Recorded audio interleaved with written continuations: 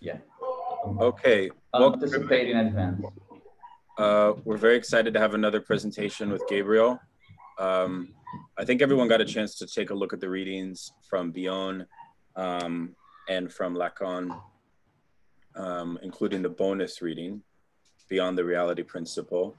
I will just say, I just have to say this. I don't know if I'll get a chance to say this because you never know where Gabriel takes you. It goes like,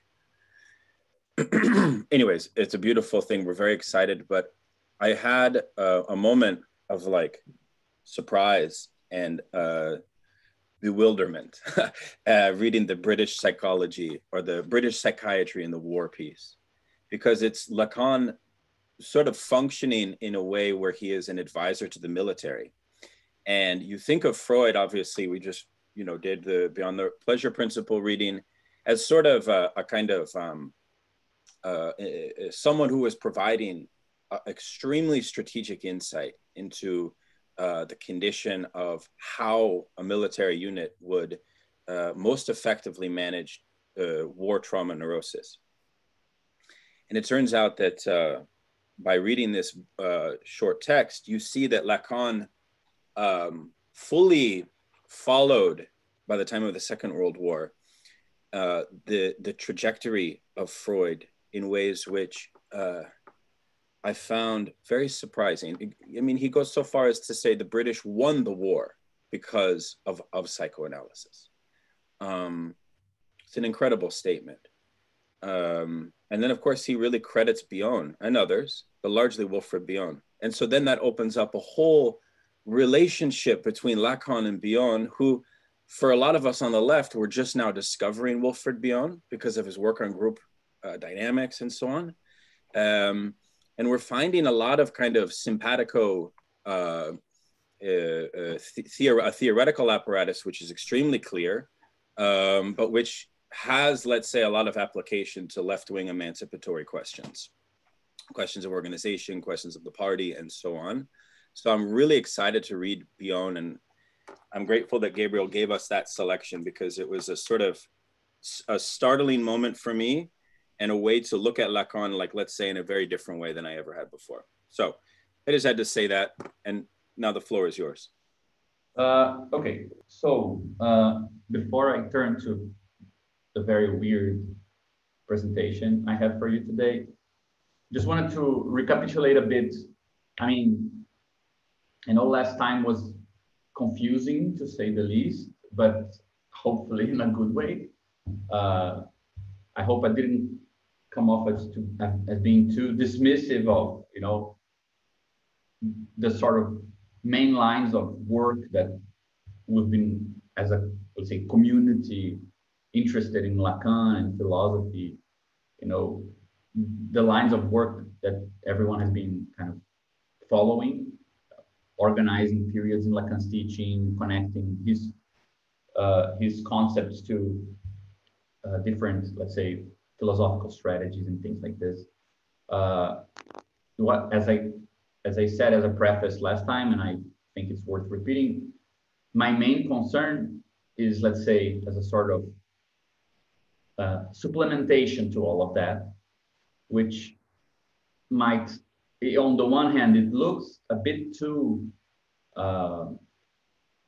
practice oriented or something, and it could lead us to the sort of totally useless polemic we've seen in the last, since Lacan appeared. That's this sort of abstract theoretical things are useless. We should focus on the practice, and that's what matters in psychoanalysis. And you get all this sort of theory bashing from clinicians who are not interested in Lacan's references or Hegel or whatever. And that's really not where I'm trying to go with this, because for those people, the reason why they say that is ultimately that there is nothing to discuss more profoundly, because we already know what this is for. This is definitely not what I'm proposing. Problem is that we don't know enough. So, and the other side, which I think is a sort of equally problematic position, but I think that perhaps for this group, it might be a sort of more recognizable tendency, which is to go the other way and say, I think even Daniel, you posted today something that Todd McGowan told you like almost 10 years ago, and he's saying like, I think that the analytic theory has a future in being universalized and has some effects, whereas I'm not really suggesting everyone does do analysis, something like that. And this sort of appreciation of Lacan's concepts for their own sake. And I feel like that other option also has a limit, which is it also needs to conclude that there's nothing new to be thought, because it's a sort of, even at its most inventive, it needs to take Lacan's text as their source. There's not much more we can do, right? The same way that we would do with Kant and so on and so forth. But Kantian scholarship is happy with interpreting text and concepts, right? And they even went as far as becoming neo-Kantians and developing all this sort of different lines of work. And that's not happening with Lacan. There are no neo-Lacanians. We don't know we know who are the people who read him wrong, but we don't know what it means to read him differently. That doesn't have any meaning exactly. So I think those are the two things we want to avoid.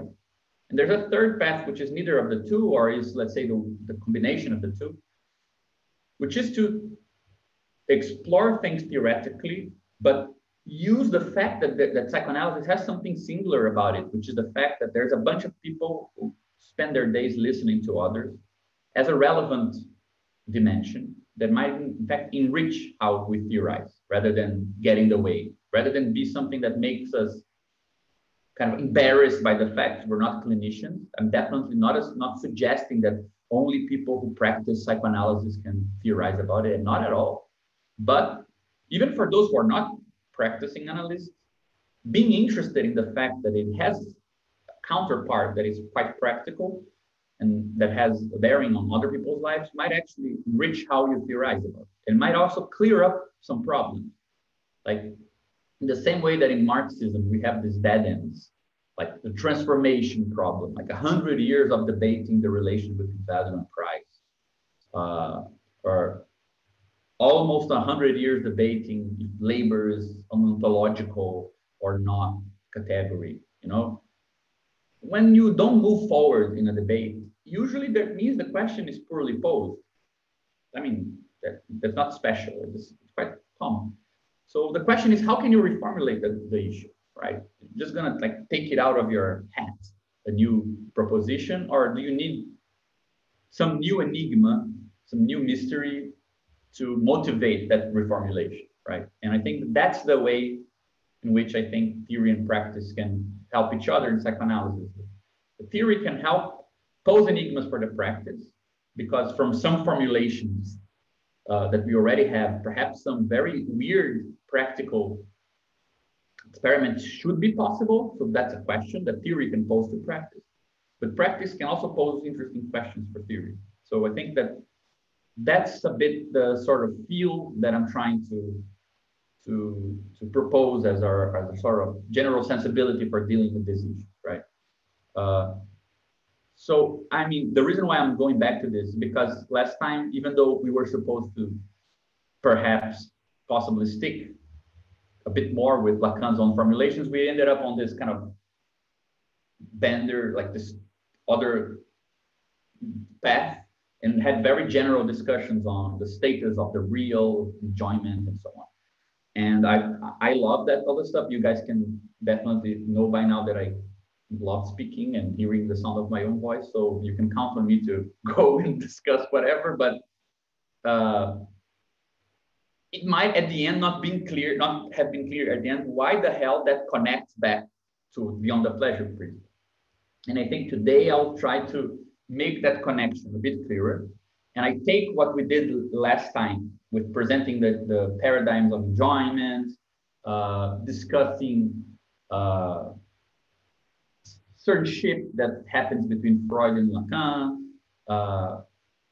and that kind of polemic I propose that, well, why the hell did Lacan change his mind between these six paradigms? Like, what is being developed what would motivate somebody to say, at some point, you know, the enjoyment has to do with the imaginarization of enjoyment, and later on, no, that's not it, it's something else. And then, no, it's not it, it's something else. Like, what causes that movement, right? What makes it the thinking of something and not just some speculation? So my idea is to slowly propose an answer to that in a weird, roundabout way. An answer that I think is not a canonical answer. It has nothing to do with the ontology of the real. It has nothing to do with the philosophical consistency of the proposal. It has to do, and I believe in a more Marxist vein, it has to do with the material conditions for Lacan's theory. So my idea, that I'm now share my screen with you guys. My idea for today is to briefly go over, just see if we can open this better. Yeah, my idea is to briefly go over that mention to war neurosis in Beyond the Pleasure Principle, and to discuss a bit the role of the First World War, not only for Freud, but for a sort of general view of the European spirit. Then we go into Lacan and talk a bit about what happened with the why the war is also a very, very relevant thing to consider in his trajectory. So, for example, one of the things that might help us understand why he would change his mind about something. Then to discuss a bit Bion, discuss Lacan's interpretation of Bion, and I hope I can extract some ideas, make some things clear as we go, so that we can then get to the problems of free association and transference with a bit more, with a different perspective on it. And I hope we'll be able to say something slightly different about these categories. You can see that also just anticipating this, that the idea of drive kind of disappears here.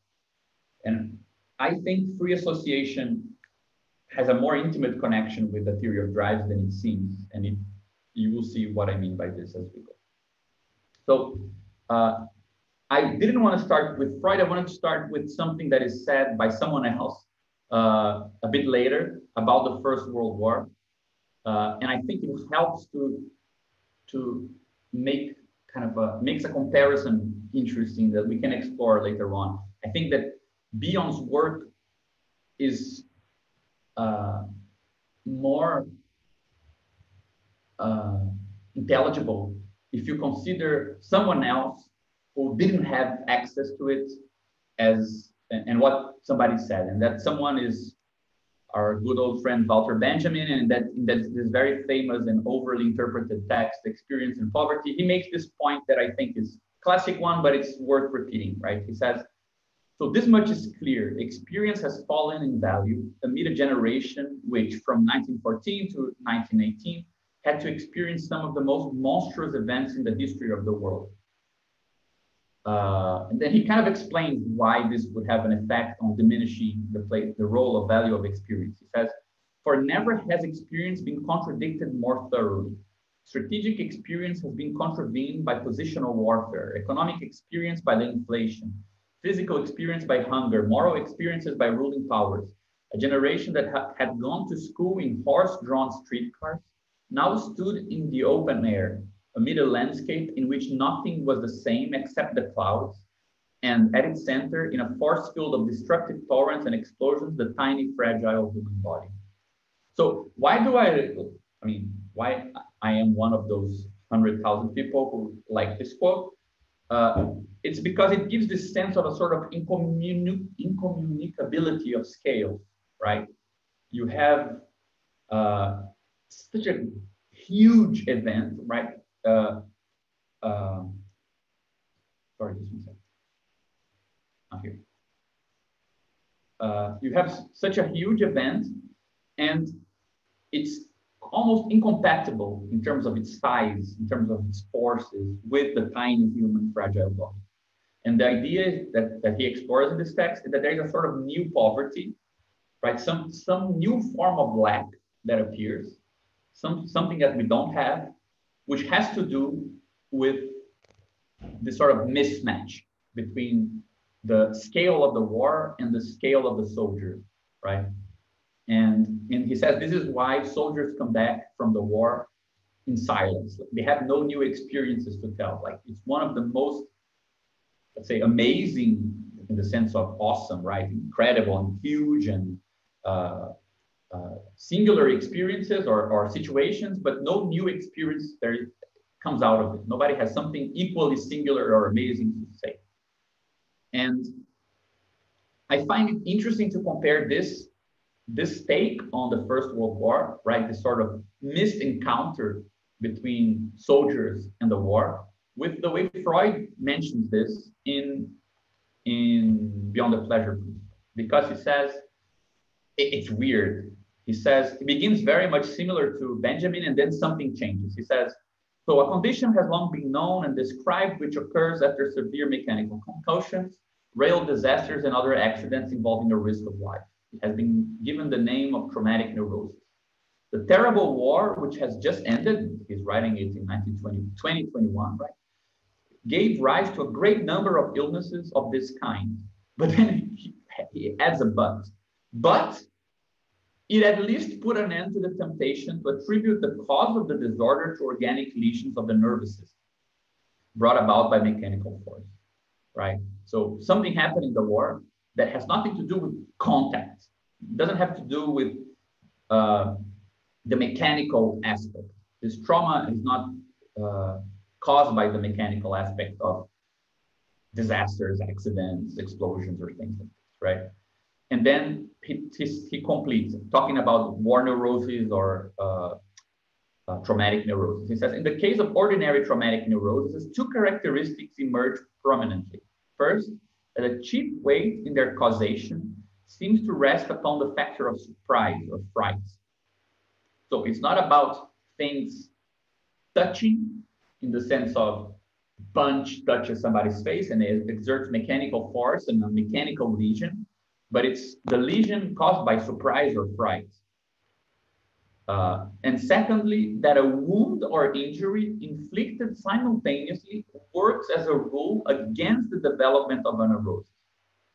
So I find this actually, I mean, we know that Freud will continue his development beyond the pleasure principle to talk about dreams and traumatic dreams and the sort of repetition and the idea of domestication of some fright or something that is too exciting to have a place in your psychic apparatus, right? And then the repetition would dominate that.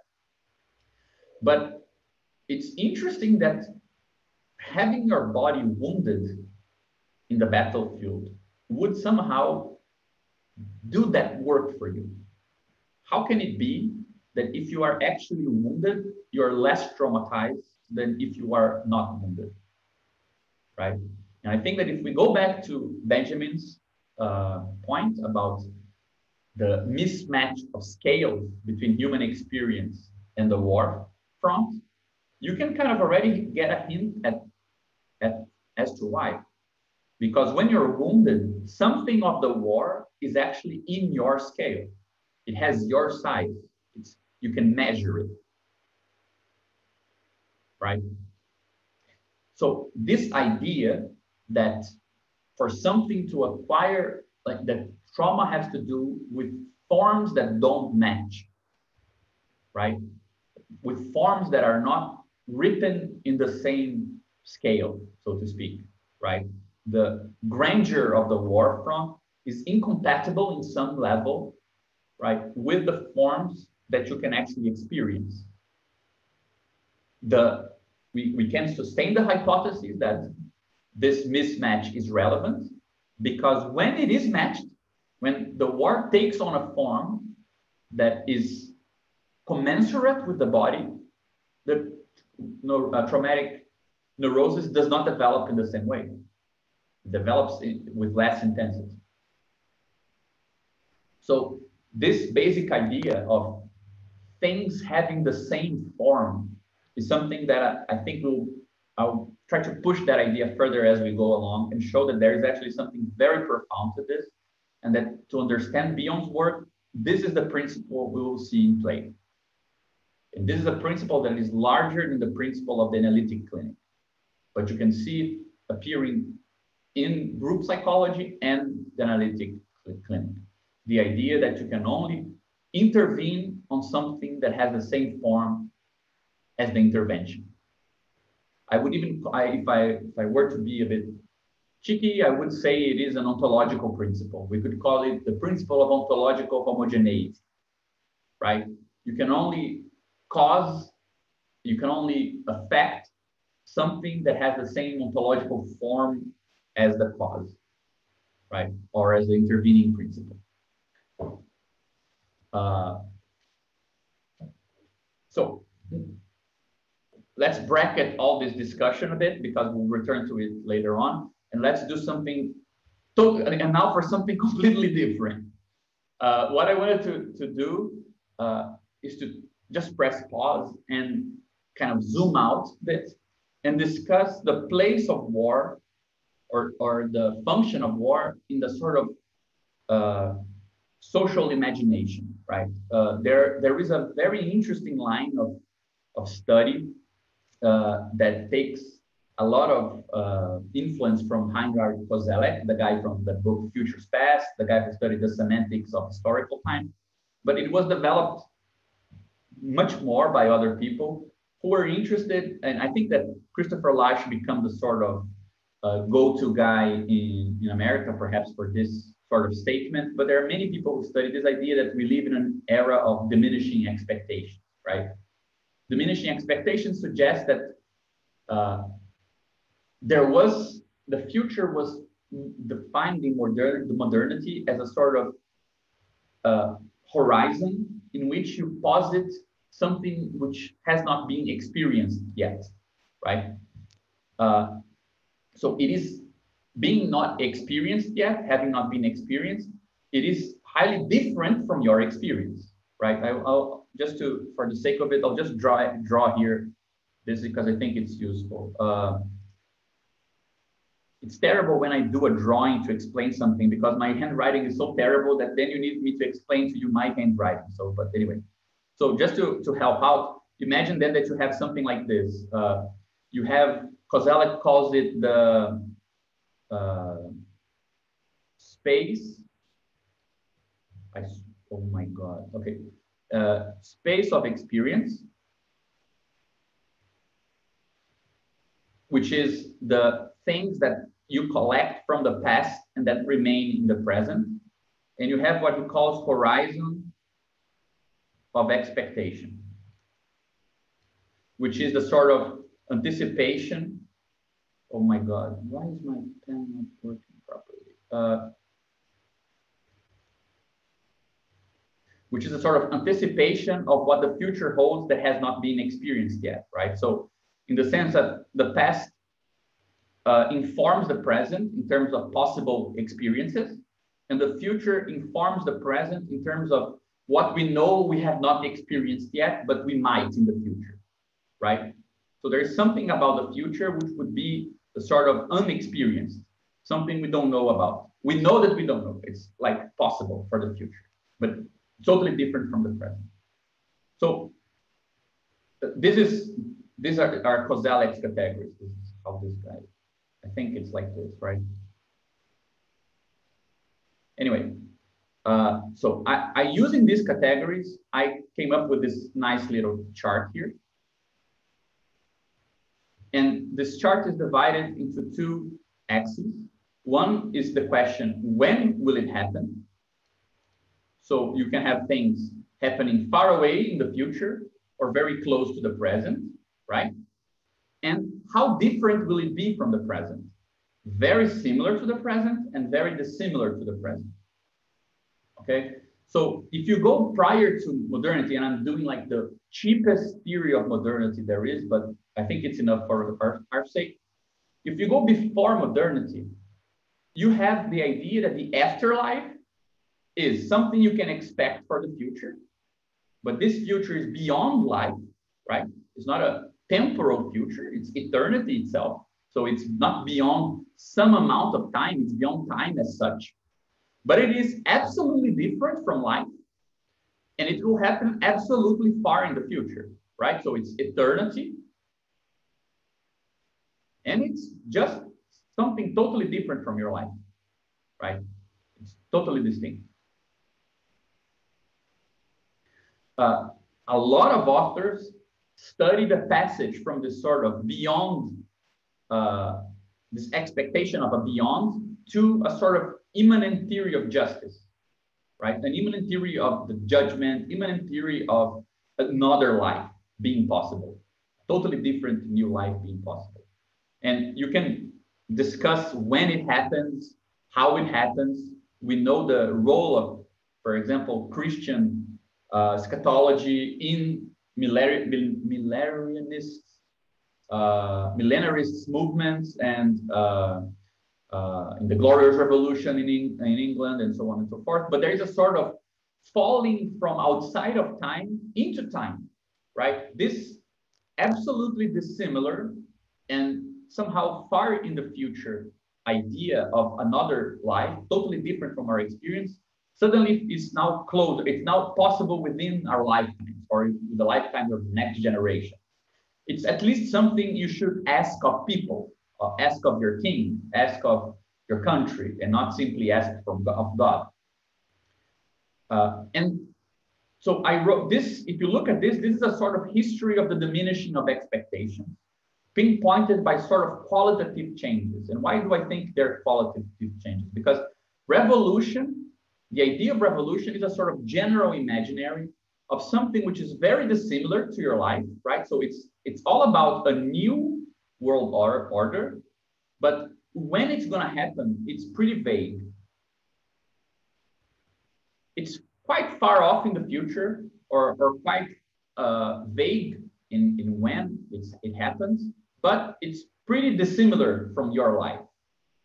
So people don't use revolution as a word, and they didn't use when it actually meant something, to say, yeah, things will change a bit, like the bread costs 5 cents, it will cost 2 cents. It will be a revolution. No, they meant like the bread won't cost anything, right?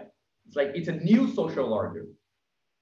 And I think that this period from revolution to war as the main figure of transformation is very much the change from the idea of a new order to the idea of an other order, a different order.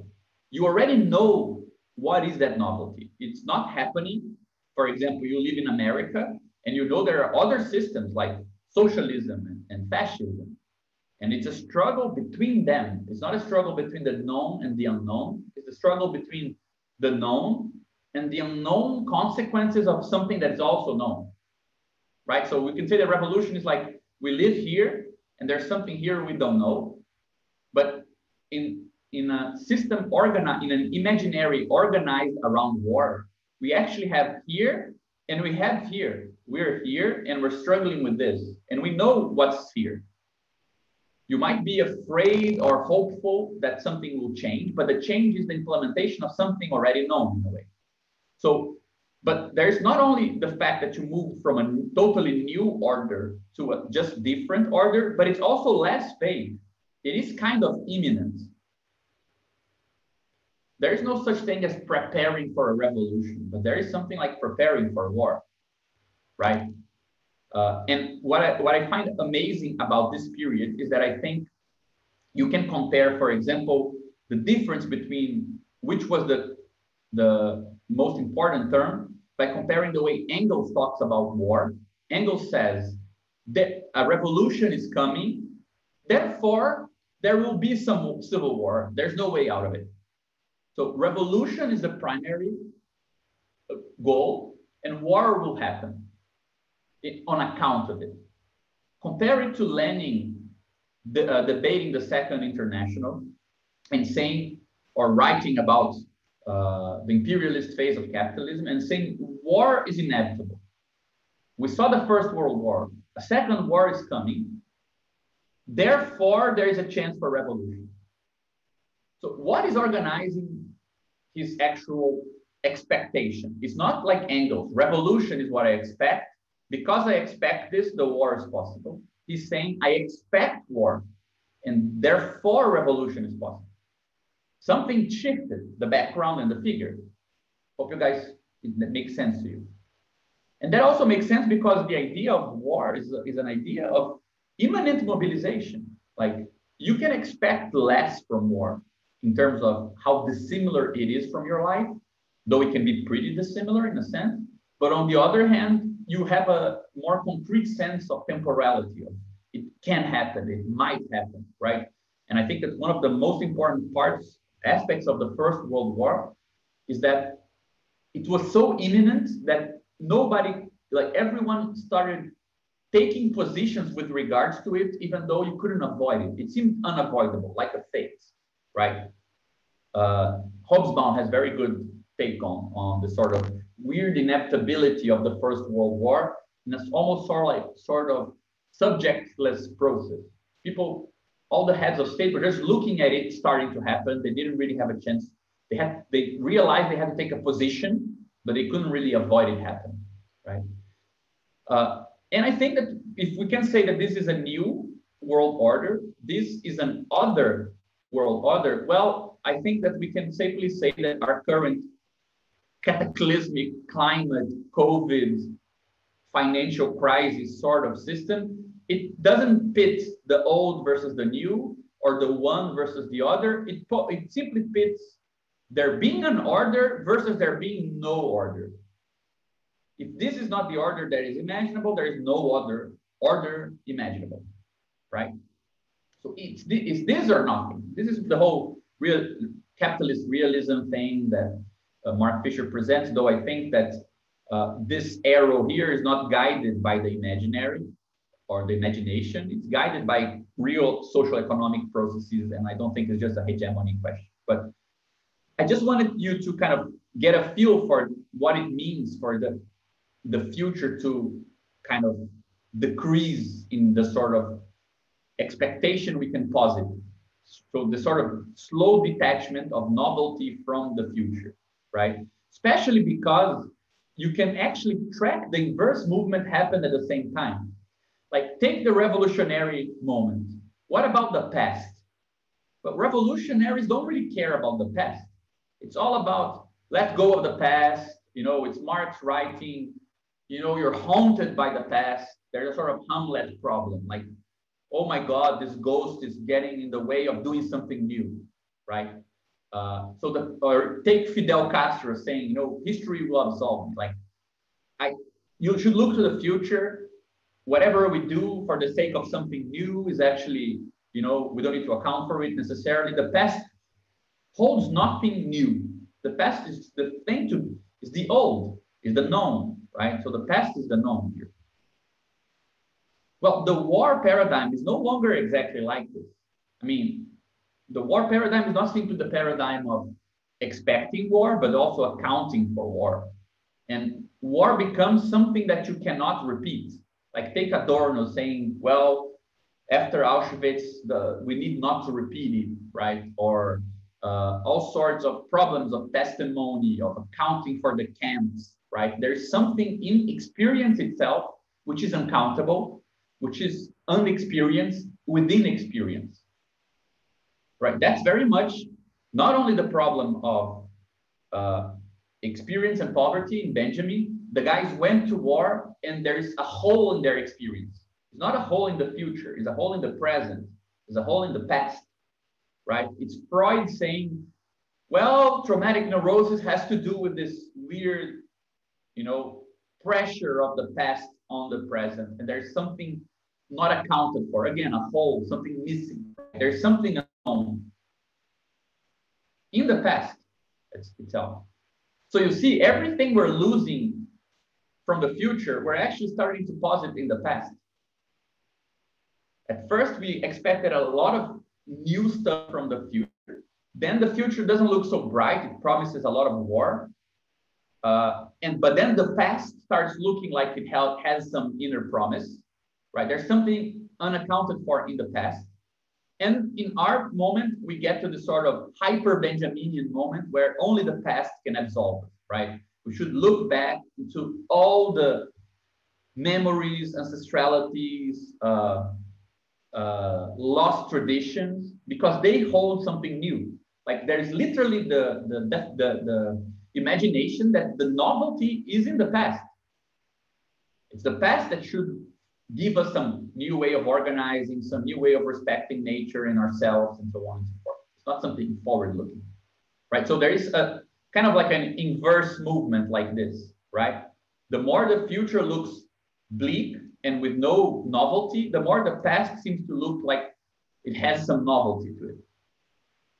And the reason why this is interesting for us to begin with is that, well, psychoanalysis seems to get the best of this, because people expect psychoanalysis to be finding new things in the past, right? So it seems like our market share just grew because ideologically the world is actually going towards our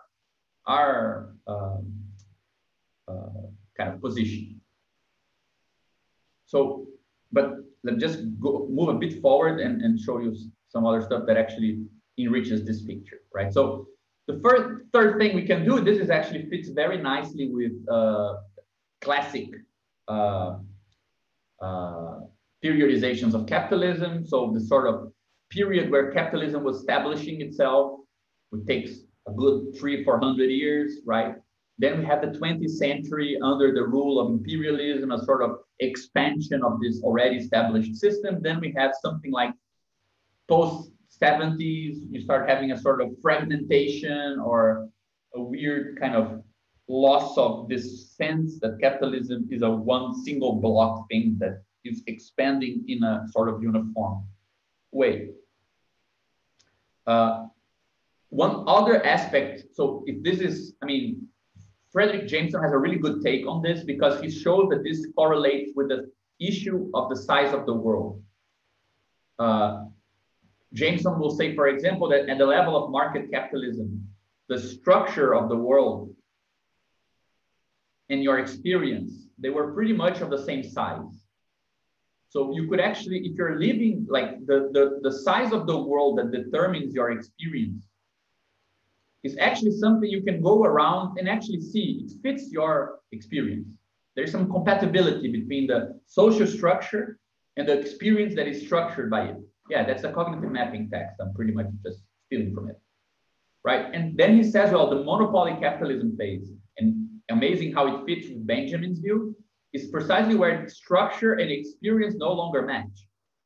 Structure is too big for experience, right? The First World War being the paradigmatic experience of that, but there is a lot of clear resonance with even, let's say, the static dimension and the sort of idea that we need to break with experience to arrive at a form that allows us to capture something true, right? Or, for example, the whole Adornian theme of if you're having an authentic experience, you can be sure it's untrue, right? So it's a sort of recognition that structure, there's some social structure behind the experience, but experience can never rise up to the level of that structure because it's simply incompatible. And we can treat it in terms of size and scale, as I was talking about, but complexity and whatever other way you want. But it was still, let's say, one structure, right? And experience cannot directly access it, but perhaps with the right form, you can experience this. You can think it, at least. Well, Jameson says that the problem with late capitalism is that this structure itself gets divided into a bunch of structures that don't cohere together. And not only can you not directly experience structure, but there is no unity behind these multiple structured pieces of the world that with one form, you could grasp them all simultaneously. So the world is fragmented, right? It's not only beyond your scale, but even if you find the means to go beyond your experience through formal means, whatever it is, there is no one thing on the other side to be grasped. That one thing itself is fractured in many ways, right? It's interesting because you can actually map onto this three grand metaphors. And I'm stealing this here from Kojin Karatani's book, Architecture as Metaphor, where he says, well, up until a point, the main metaphor for thought was architectural, building stuff, constructing stuff, finding below the surface, the building blocks that determine the surface, right? So for example, we could say that the surface is appearance, and the below, the deep, the foundation, that's the truth. And our thinking should go from the surface to the foundation, right? From the appearance to the essence, or something like this. And he says, well, this has been transformed in the 20th century by a textual metaphor.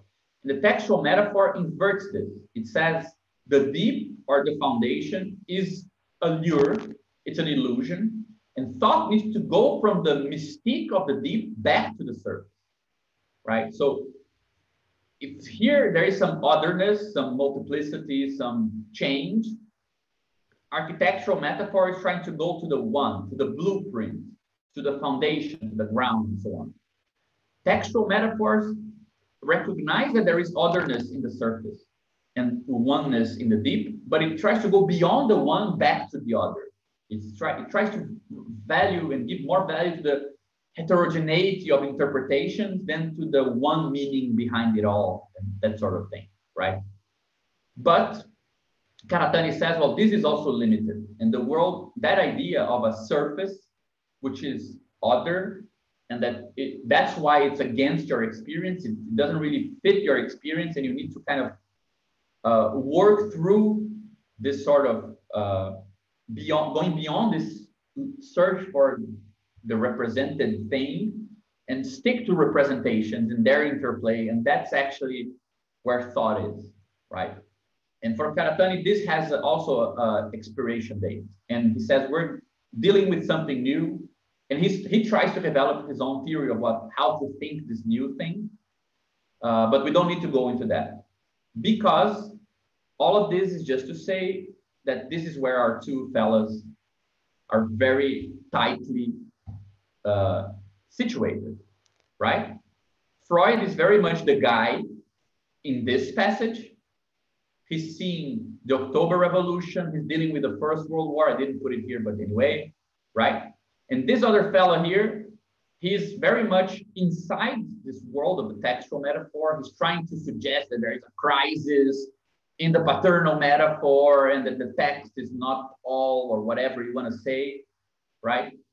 But he's still very much grounded on this period. So this limits here, very relevant, this sort of context and the role of war as a sort of fundamental idea for imagining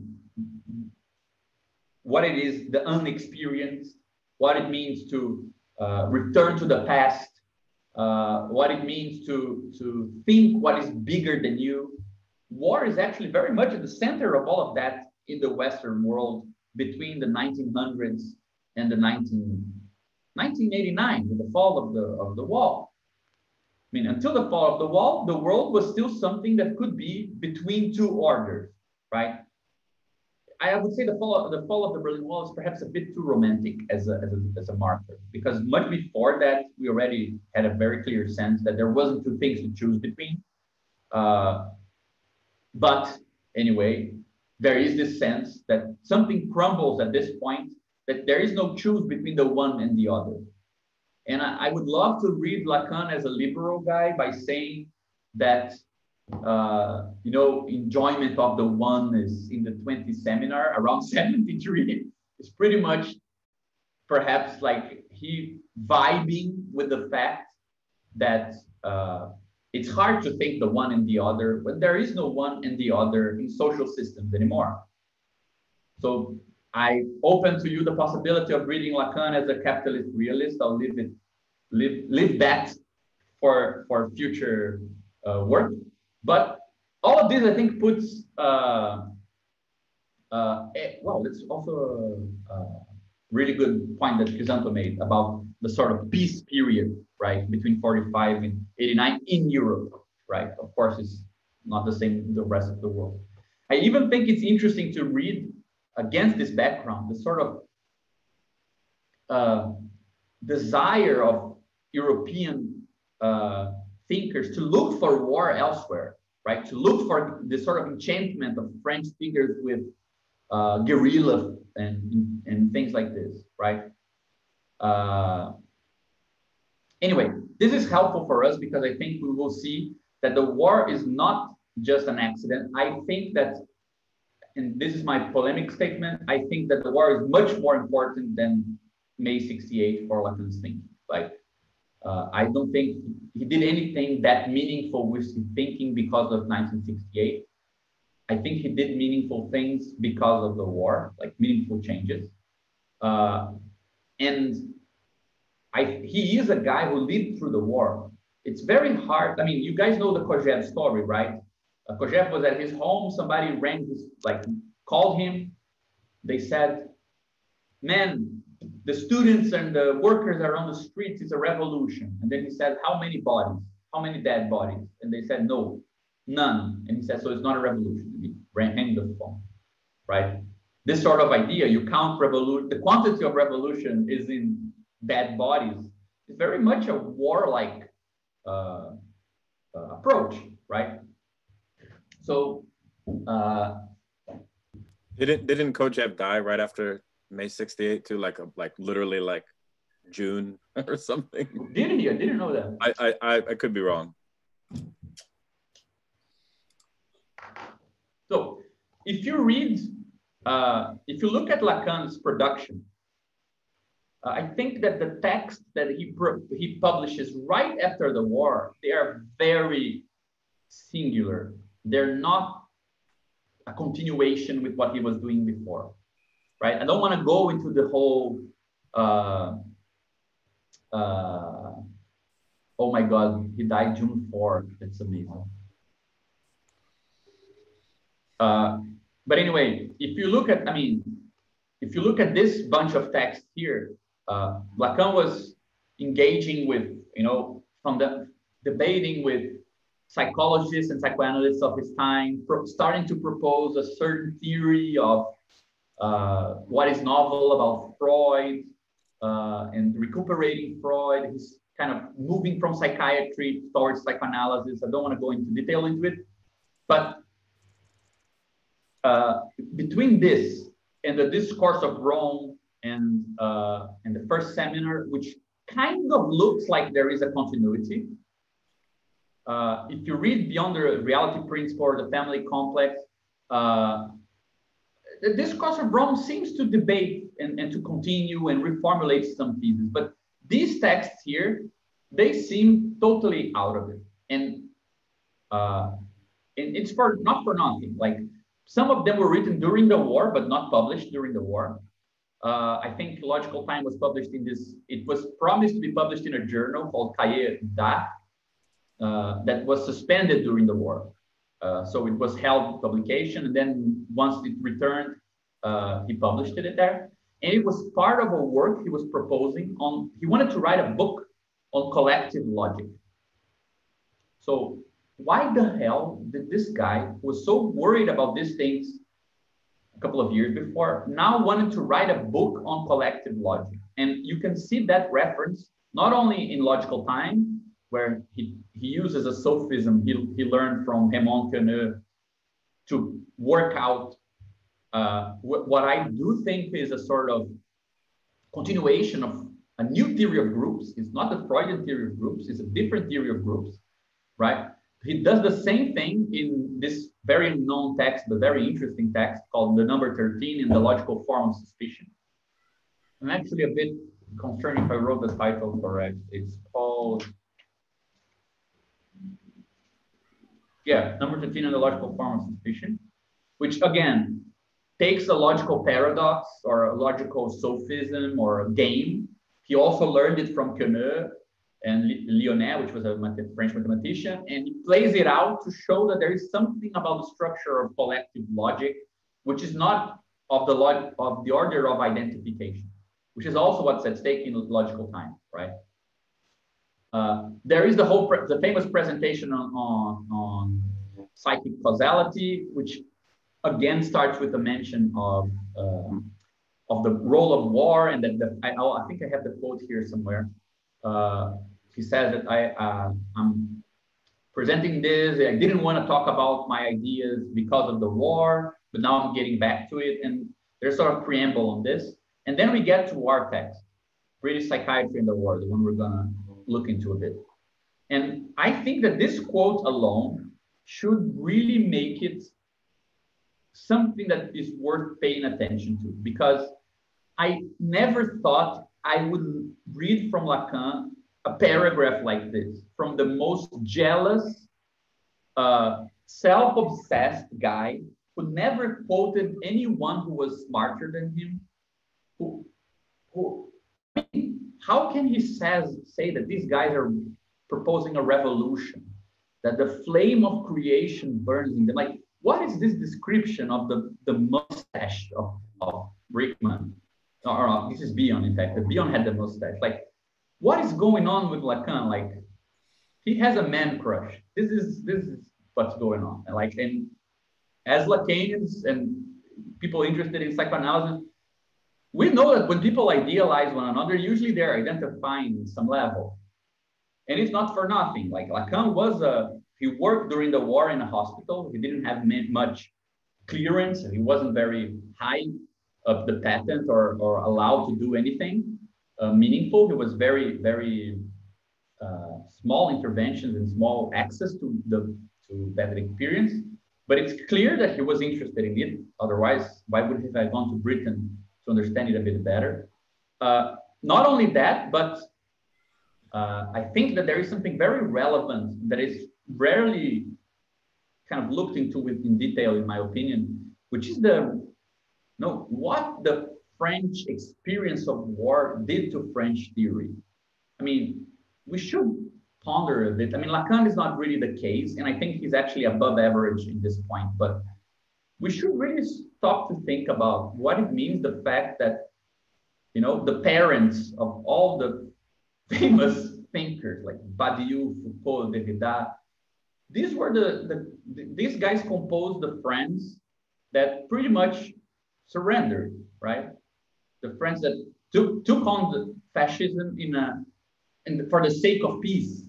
Like, what should we understand from the fact that the most striking political philosophy of the post-war era came out of the country with the most kind of, dodgy position in the war? Like, does that not play a role at all? So I personally don't think that it's that trying to redeem the experience of the resistance, in my opinion, is the main. I mean, this is so evil to say, but I think it's a very important influence in micropolitics as a political project. Like, who is being redeemed by the micropolitical project of we work in the shadows, in the interstices of power? Yeah, that's what your dad did in the Second World War. Like, as the cheapest psychoanalyst I can be, I would say that's just these guys trying to make their fathers look less bad. Because it is a weird thing to think about, right?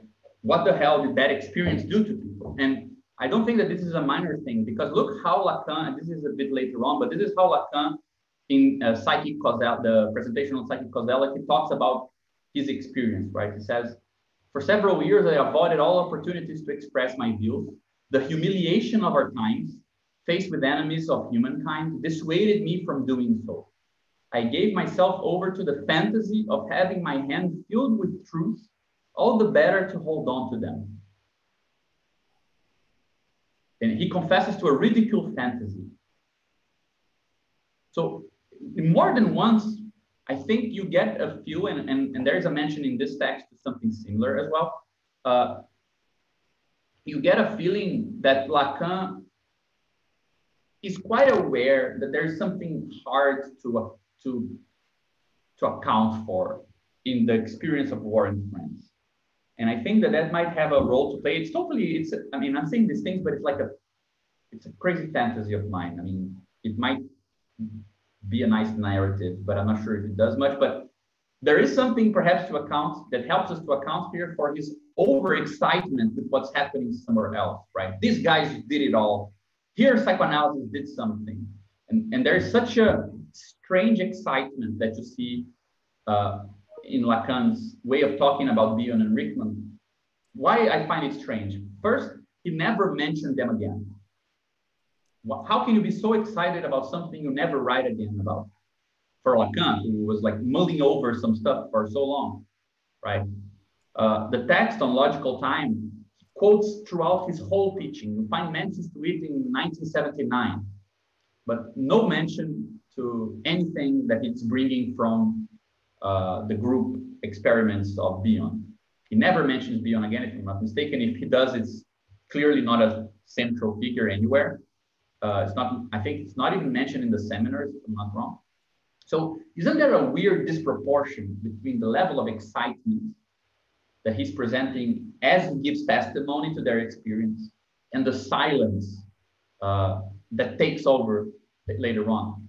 So I think that that's something to consider. I don't know what it means, but I think it's something to consider. I'm giving you guys like crazy, irresponsible suggestions for relevant aspects, right? So the first thing, I mean, I told you guys that I suggested that we read Bion and Rickman's text because I think actually there are things there that Lacan doesn't really say, but are part of what makes their experiments so interesting. But this is the text this is the main report we have from the experience that Lacan is talking about in British Psychiatry in the War. He mentioned some others, we'll quickly go over them, but this, I think, is the thing that really excites him. And the text, Intra-Group Tensions in Therapy, was written by Bion and John Rickman. Rickman was analyzed by Freud, if I'm not mistaken. And at the time, I think that Melanie Klein was Bion's analyst, I'm not sure.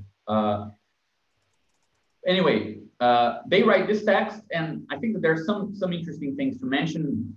Pretty much we're also going over parts of Lacan's text by doing this because he also takes a long time to summarize their argument. So there's a clear sense of reporting in British Psychiatry in the War, right? He actually just chews some of the content and says it back to you, in there. So they begin the text with this statement that I think is actually more enigmatic than it looks.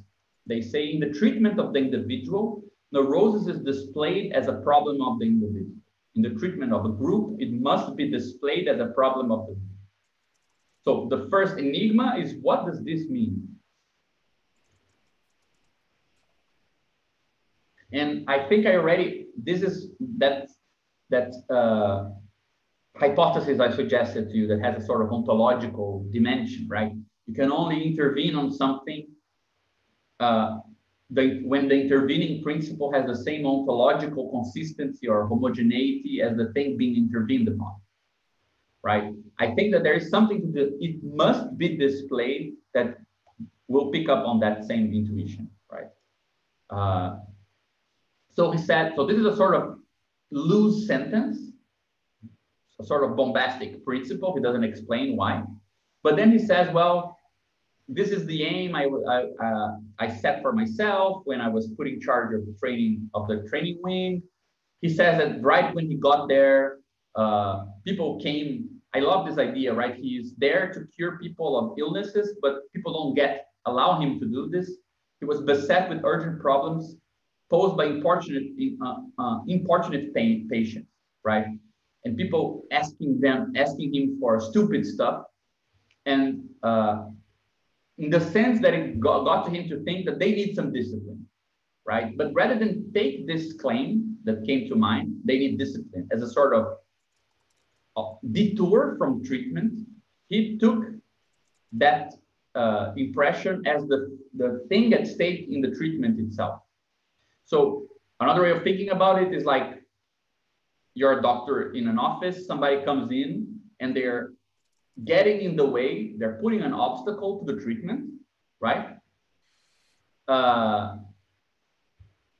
And rather than taking that as an obstacle to the treatment, he took it as the thing to be treated itself. So we start discussing, they discuss a bit how they went about it. And he says, I was convinced that what was required was the sort of discipline achieved in the theater of war by an experienced officer in command of a rather scallywag battalion. And he defined discipline under two conditions: the presence of the enemy, who provides a common danger and a common aim. And second, the presence of an officer who, being experienced, knows some of his own failings, respects the integrity of his men, and is not afraid of either their goodwill or hostility. So he says that he had to work out how to approach the problem of discipline, and his idea was to consider these two things. Then he says, well, he's qualified for this, and the second condition, because he was an officer who was there with that sort of, it was acceptable to suppose that he knew the experiences that the soldiers went through. And the second part was the problem of how to come up with an idea of common danger in the rehabilitation wing, right? And he says, well, the danger is not difficult. It's the neurotic extravagances of one sort or another, perpetually endangering the work of the psychiatrist or of any institution set up on further treatment of neurotic disorders. The common danger in the training wing was the existence of neurosis as a disability to the community. So his point was, it's not that he's treating individual neuroses insofar as they affect individuals, but to treat neurosis as something that affects the community, right? The group itself, right? So that's why he says here, neurosis needs to be displayed as a danger to the group. And here we have again the needs to, or it must, because that doesn't mean it is or necessarily is so. Something needs to be done for it to appear as something that has to do with the group and not an individual. It's not like automatic. It is what neuroses are, a problem of the community. No, it must be displayed as such. So this helps to see that he had some intuition that there is a work to be done to acquire the right form for group treatment. This is not so by nature or by necessity, right? We will see that this idea of a previous underlying work that needs to be done is actually relevant for other parts of this discussion. So he says, but the problem is, how can we deal with this? It must appear so. How can we make neurosis appear as a problem of the group, right? How can the group be persuaded to tackle neurotic disability as a communal problem? And I think that his solution is his genius. He says, the organization of a training wing had to be such that the growth of insight should at least not be hindered. Better still, if it could be designed to throw into prominence the way in which neurotic behavior adds to the difficulties of the community, destroying happiness and efficiency. If communal distress were to become demonstrable as a neurotic byproduct, then neurosis itself would be seen to be worthy of communal study and attack. Right? So here he starts coming up with a concrete positive hypothesis, right? If it could be designed, right? So if it were to become demonstrable, right? So there is something to do. There's some, if you manage to make it so that neurosis appears as something that is getting in the way of a task being accomplished or something being fulfilled as a group, then neurosis would be displayed as a problem of the group, right? And his solution is something that I can only describe as free association between people. So he says, look the way he describes. He says, I found it helpful to visualize the projected organization of the training wing as if it were a framework enclosed within transparent walls. I mean, this is for me perhaps the best definition of the clinical space, a framework enclosed in transparent walls. He says, into the served space, the patient would be admitted at one point, and the activities within that space would be organized, so organized that he could move freely in any direction according to the resulting of his conflicting impulses. Not to be distorted by outside interference, right? In this way, so by doing this, whatever it is that he came to do, right, his behavior could be trusted to give a fair indication of his effective will and aims, right? As opposed to the aims he himself proclaimed or the psychiatrist wished him to have. So we're creating a space, right, so that some activities are organized there, and people are free to organize in multiple ways, in such a way that if a problem appears when they try to accomplish what they set themselves to do, they cannot but look the problem in the face and say, okay, this is an inner obstacle, not an outer obstacle. I didn't get diverted from what I wanted to do or what this group wanted to do because somebody prevented us from doing, but from some imminent obstacle to group organization itself. So you see the connection that he's proposing between the free association of people in small groups, the production of hindrances or obstacles to the achievement of what they want. But since the groups were freely associated, there is no way to claim that those obstacles came from the outside. You need to look into the group to make the obstacle intelligible.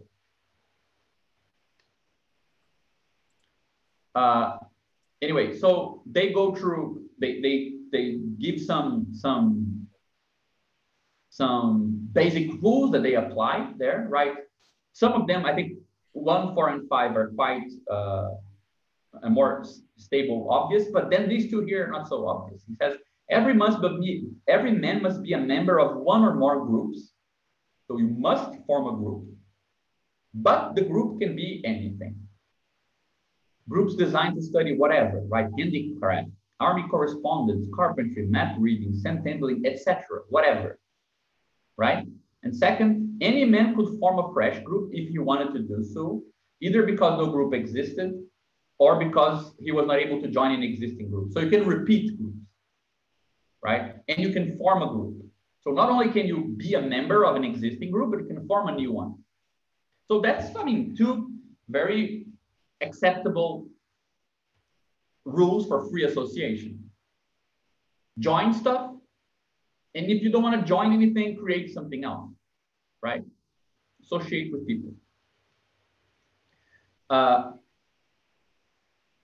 And then he starts talking about, I mean, I don't want to go into detail this so we don't lose too much time, but he goes into problems that start appearing. Like, first of all, people say they want all these things to happen. And when Bion said, okay, go and do it, we will back you up.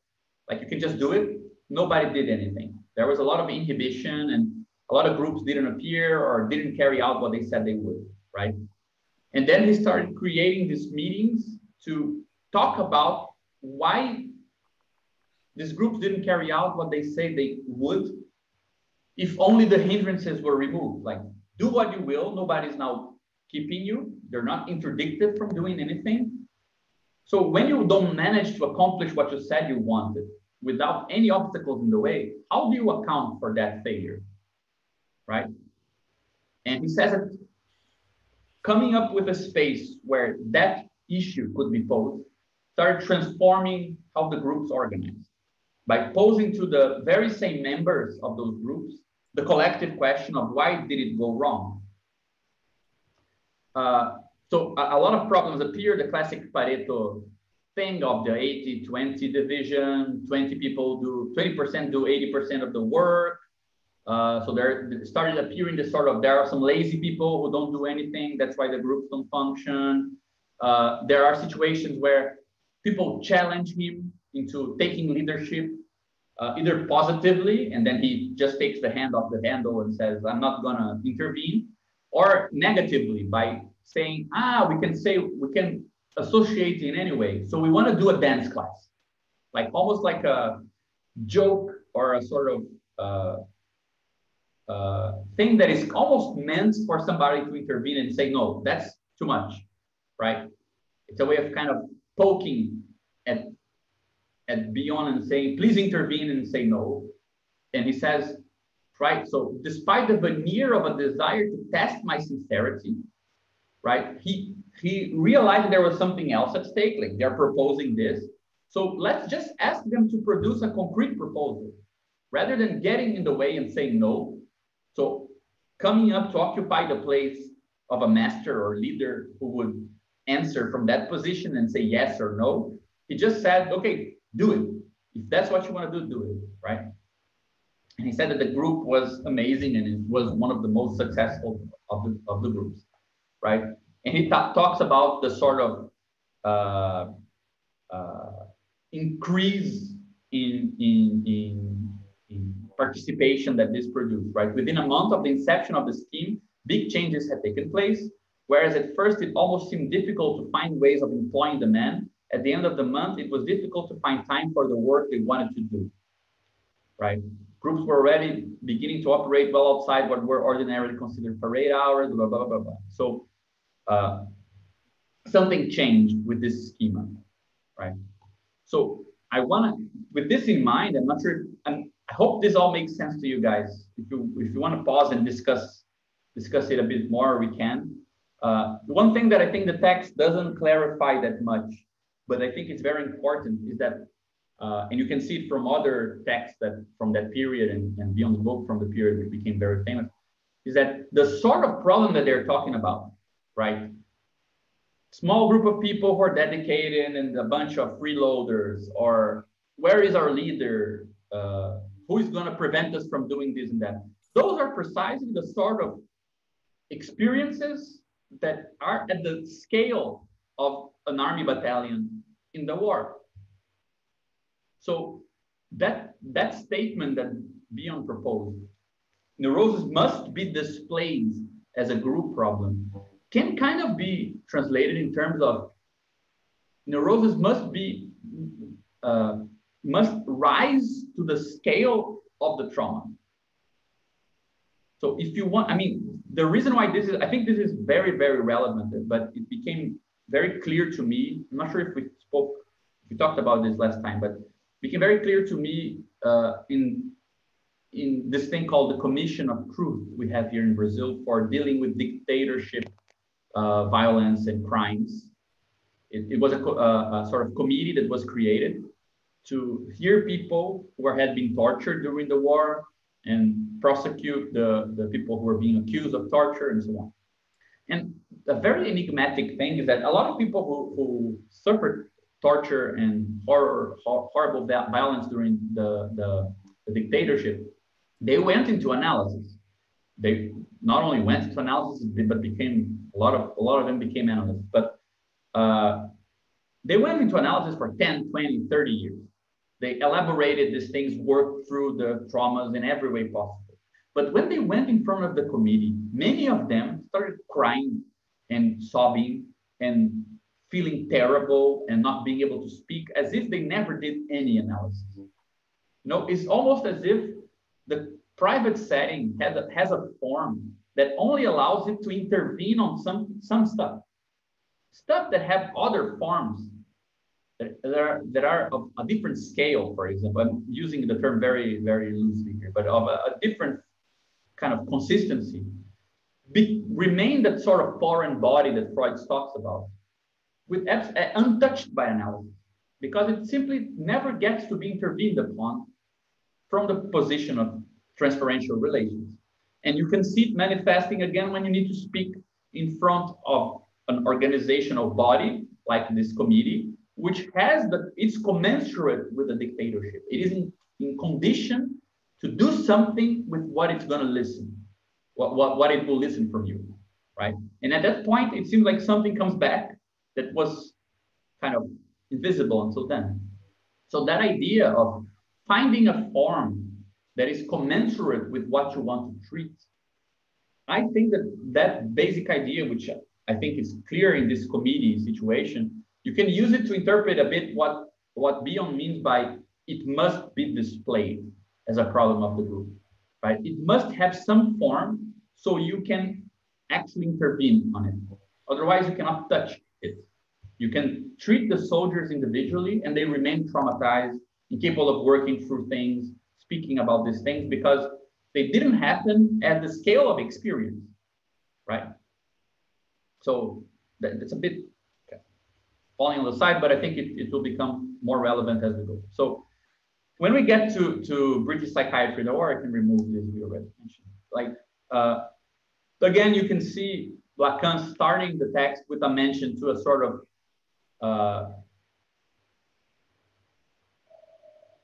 Crisanto asked, can you just explain your question better? Perhaps just speaking.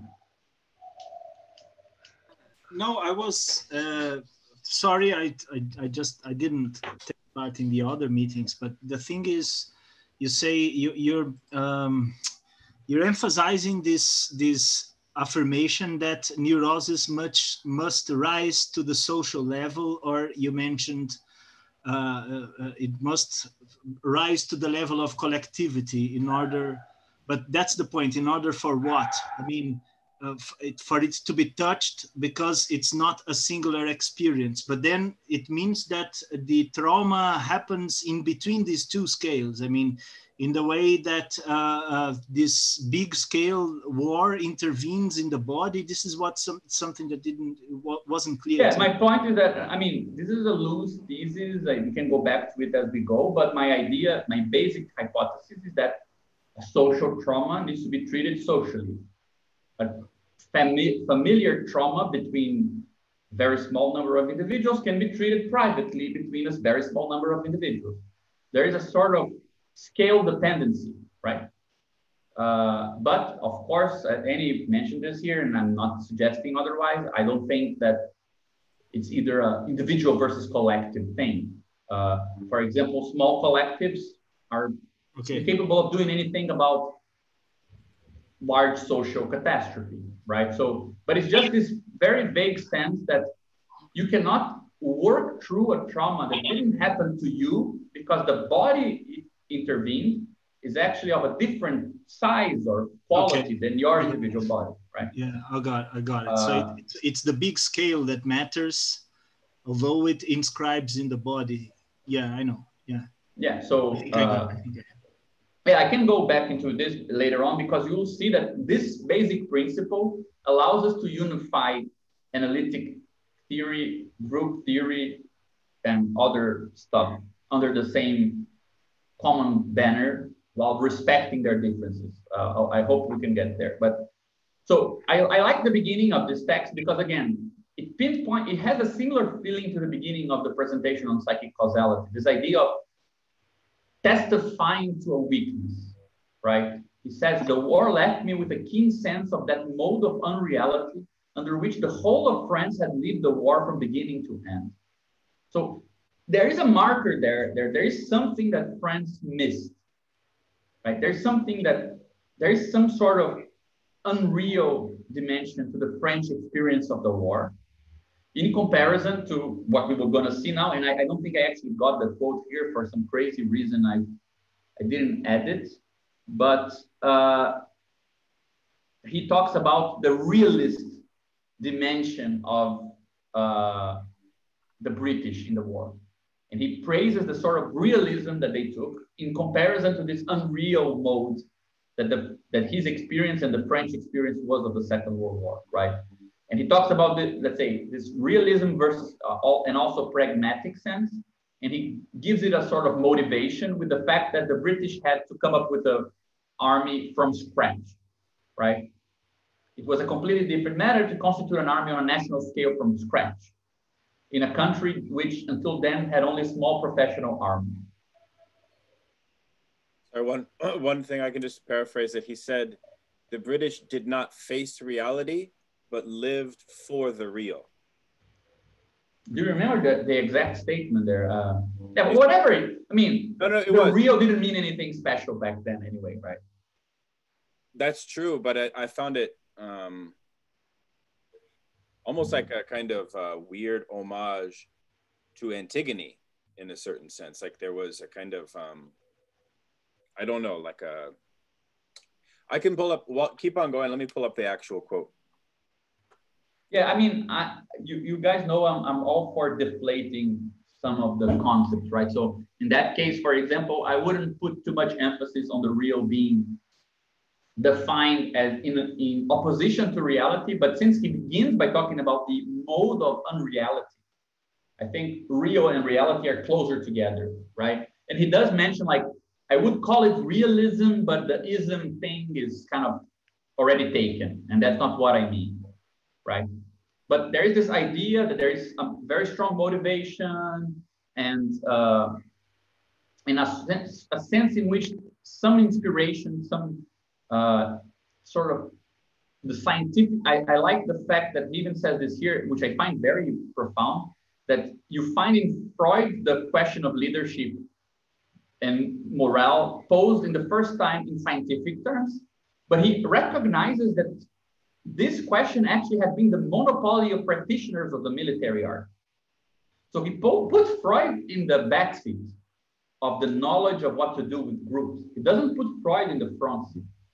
He's saying Freud is the first to pose it in scientific terms, but the guys who really know about it, the guys who have a technique and technology and know how to practice something with regards to leadership, morale, and groups, it's not Freud, it's the practitioners of the military art. Also, I think it's worth pointing out that when Lacan mentions Freud's group psychology throughout his seminars and texts, and he gives an example, he always says the church, and he's always talking about church-like behavior, but he's never talking about army-like behavior. Like with Freud, you get church and army, right? The great examples of the mass organization and so on. But with Lacan, he actually separates the two of them. So he talks about this, and he says, well, that because of the events that precipitated, Britain took seriously the project of choosing the formation of the army through psychiatric and psychological means. He talks about which projects they used and what sort of aspects they were considering, right? And he makes sense that the aspects they were considering when coming up with an army and coming up with the soldiers that could be in the army and how they, in which position, in what condition, that psychological order was taken as something that has effects, right?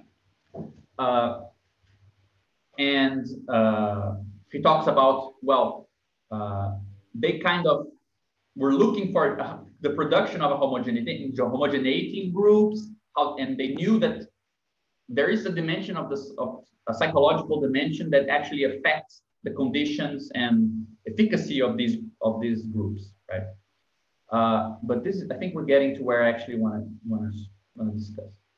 Then you get to the famous quote. He says, I was in a conversation with these two physicians who are pioneers in a revolution that transports all of our problems to the collective scale. And he mentions this, which I think is such a Lacan thing to say, but said by someone else, right? I heard one of them explain to me coolly that as far as group psychology was concerned, the Oedipus complex was equivalent to what in physics one calls the problem of the three bodies. Can't you guys imagine Lacan saying this? The Oedipus complex is like the three-body problem in physics, and like not explaining anything and saying it coolly, right? I mean, Lacan is, in my opinion, he identified with this guy. Like on the one hand, he's aware of a weakness in the experience of war and friends. On the other, he's praising the sense of the real and pragmatic and the sort of even downplaying Freud's in face of the British experience and the military experience with groups, right? And then he's praising these two guys who are pioneering a revolution. And he says, well, then he describes Bion and Rickman like they are like these two eccentric geniuses, right? I love this paragraph. It's very funny. I don't think there's any other paragraph like this in Lacan's work. I don't remember him praising anyone and describing their bodies and peculiarities and things like this. He was really in love. And then he talks about the text that we just mentioned, intra-group tensions in therapy, and says that he takes it as a demonstration of method.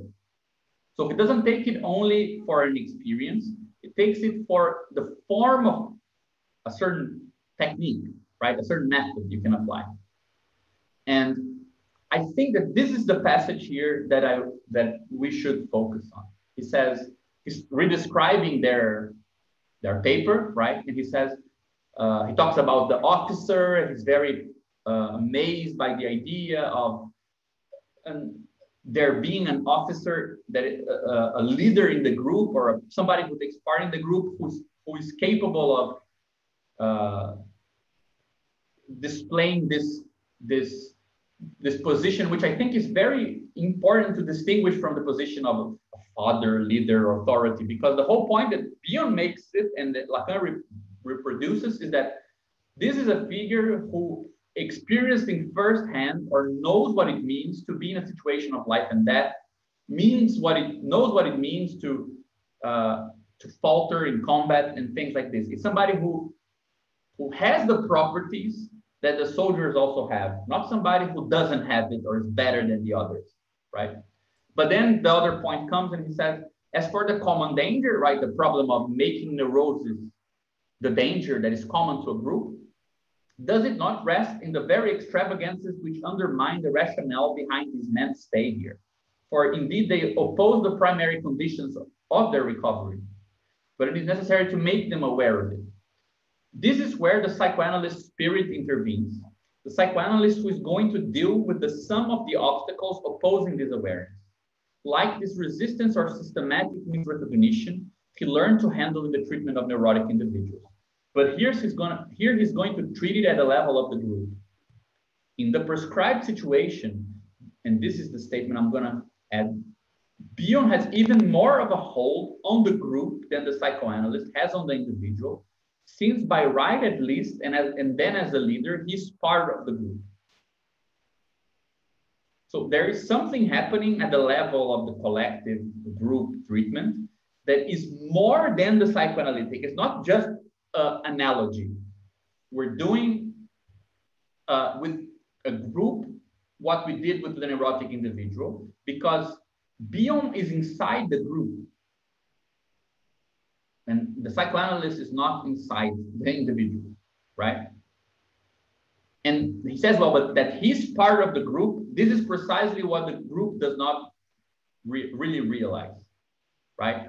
And he talks about this position that Bion has to manage to maintain, right? He needs to be able to avoid all the attempts of the group to posit him outside of the group, right? So for example, that example that I gave of people coming to him and saying, we're going to start a dance group. Like these soldiers, macho soldiers saying they're going to dance, and they're expecting Bion to say no. If Bion says no, he's outside of the group, interdicting its creation. If he says, okay, what's the concrete proposal? Let's do it. He's inside the group. So he's almost like a foreign body that the group is constantly trying to expel. And he's a psychoanalyst insofar as he's aware of this and trying to get away from that kind of evocate or convocation to occupy that place, right? So this is why the doctor will have to pass via the faint inertia of the enemy and rely upon the only factual hold he's given, namely keeping the group within the reach of his words. On this basis, he will undertake to organize the situation so as to force the group to become aware of the difficulties of its existence as a group, and then to render it more and more transparent to itself, to the point where each of its members may be able to judge adequately the progress of the whole. I think I have some other quotes here, but anyway. And he talks about this, like he's very much aware, first, that Bion is inside the group and that this is something new. This is the thing that no psychoanalyst can do. And second, that Bion is using psychoanalysis from within that position, right? Every time his intervention is called for, Bion, with the firm patience of the psychoanalyst, sends the ball back to those concerned. No punishment, no replacement of scissors because some scissors were stolen, right? Slackers are the problem put to the reflection of the group as it is that of preservation of the scissors for work. Until such problems are resolved, the more active ones will carry on working for the others, and the purchase of new scissors will be made at the expense of all. So you guys will have to solve it. Bion only brings the problem into the group back again, right? But he doesn't take the position of the leader that solves the problem. He talks about the dance class thing here. And he talks about, check this sentence, like, I linger upon the reproduction of the lively details of this experience. It is because they seem to me to be pregnant with the birth of sorts that is a new outlook opening upon the world. Like Lacan never says these things, right? And he ends up mentioning his own ideas about the sort of deflation of the paternal imago, but I don't want to go into that because that's not our focus. So I think that these two small remarks, these two small focuses that or kind of things that he extracts from that experience, right? That it's not an analogy. There is something happening here that is going beyond what a psychoanalyst can do. And on the other hand, that from within this new position, there is a tactic of getting out of the way from when you're called upon as a leader, called upon to intervene, to say what things are and so on, that Bion is constantly and patiently, right, getting out of the way of doing. So I think that first condition, that distinction, can be organized in this way, right? So in psychoanalysis, the analyst imposes this rule, which is free association. Go and freely associate. The analysant goes and speaks something, and we listen to it, right? But we're listening to something that was spoken. We're kind of outside of what is happening, or outside of the matter of analysis, at least in this first schema here, right? You could say, if you are kind of naively discussing this, that this is the object being analyzed, right? If the analyst is listening to speech, the analyst is the subject, listening is the verb, this is the object that is being listened to, right? In group treatment, the way that he focuses, or he reconstructs from Bion's experience, there is a distinction. This arrow here is inverted at first. The analyst is not listening to something that happens outside of him. He's inside the thing that he's treating, right? Soldiers freely associate into groups, but Bion is also at the level of the groups that are formed. It's not outside listening to what these guys did. Even the idea of listening has the form of a group, because there's a meeting they come up with where then they talk to themselves about their problems. So you can see that there is some weird form that group problems are presented by groups, to groups, never really, every time they want to bring it to a different scale and focus on the leader, because as sovereignty suggests, you know, the leader is the part that represents the whole. Every time they want to go back to the part that represents everything, Bion gets out of the way, and they're required to deal with the group problem as a group, right?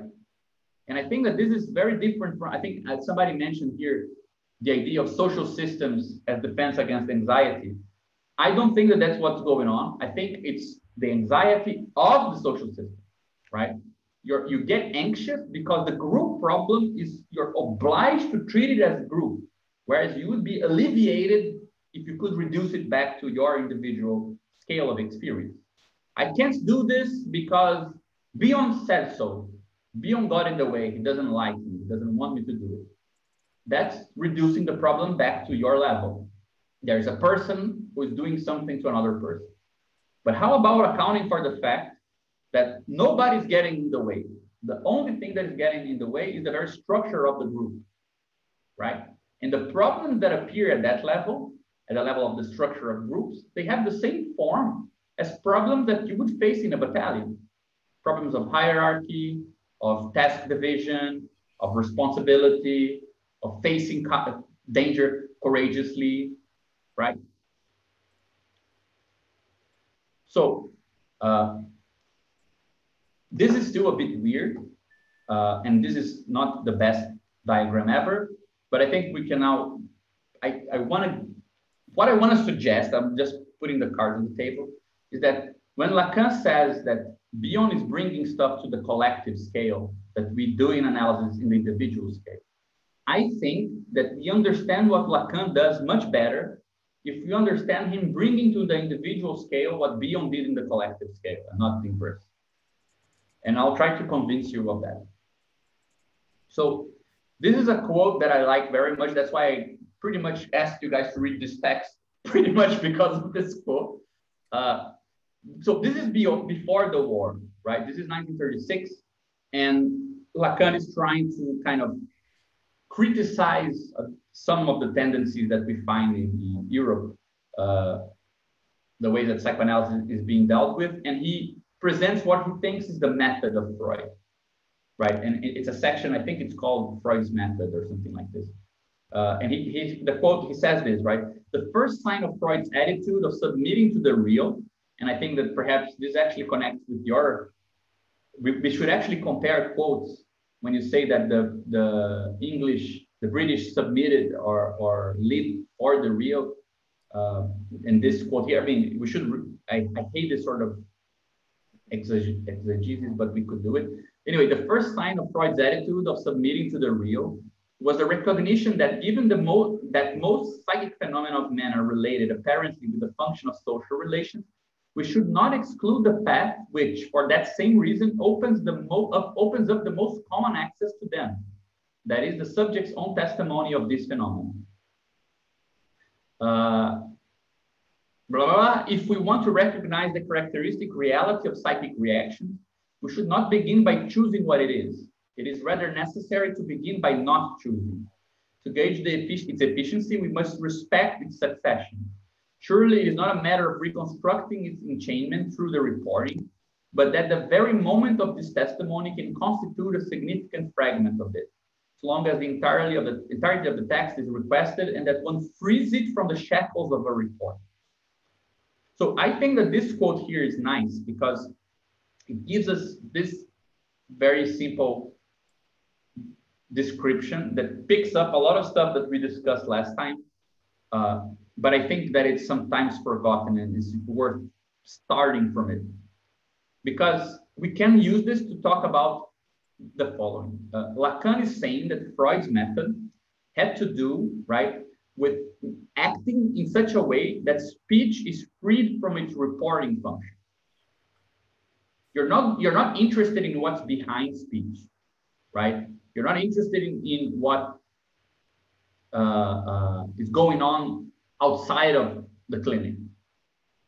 You're interested in the very testimony and the structure of the text of the testimony, right? So it's not a matter of what speech refers to. It's a matter of speech's own development as a sort of enchainment or a text that you request from the patient. So that's why in early Lacan's text, you see all the time he talks about this expression, right? The hic nunc of analysis, like the here and now of analysis. This is happening when the patient is speaking in analysis, right?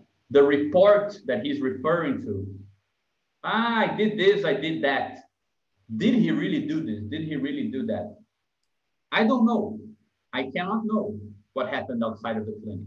I don't know if the patient's telling the truth or not, right? So there is something about this action of cutting off something that is constitutive of what we call free association, right? I'm not asking you to tell me what's wrong with you. I'm asking you to tell me anything. So there is a move, and this is something I mentioned last time that I think is important. There is something that, there's a work, there is a movement for something to be displayed or constituted as the speech we know to be, let's say, the analytic stuff, right? The stuff of the analytic experience. So my idea here is simply to distinguish the non-analytic or general experience where speech functions in many, many ways. You can analyze it with Austin or whatever.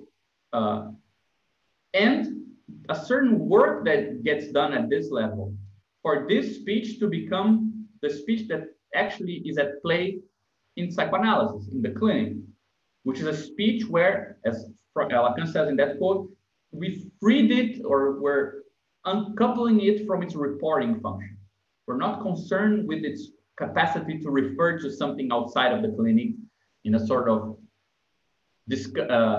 revelation of your daily life or things that happen outside. It's already counterintuitive because if you think about it, it's not obvious if Freud truly freed speech from the shackles of a report.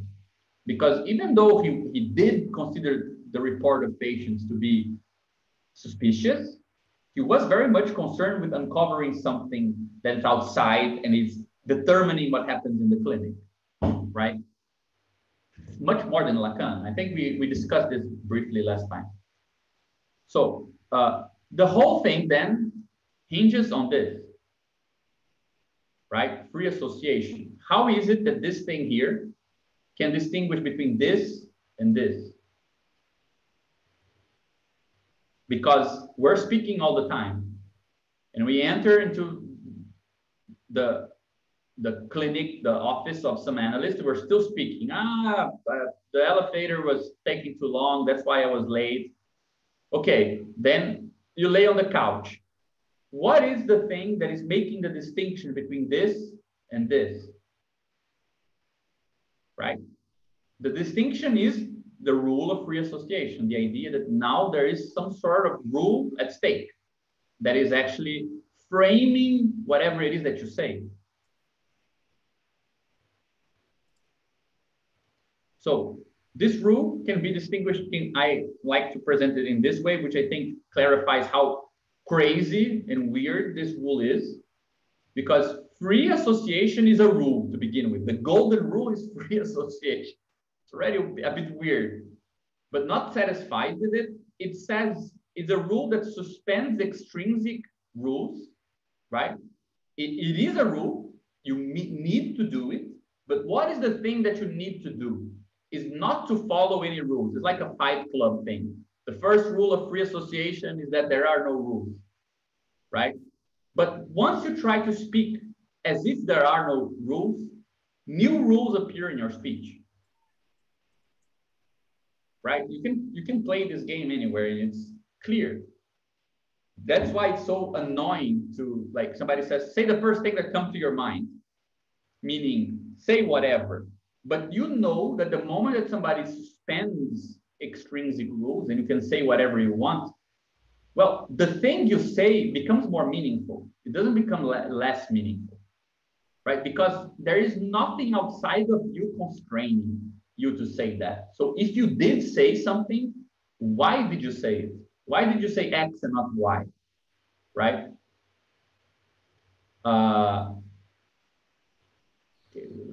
Veridical relation to the real. Yeah. Yeah, we can ponder on that a bit later. But is this weirdness of this rule clear to you guys?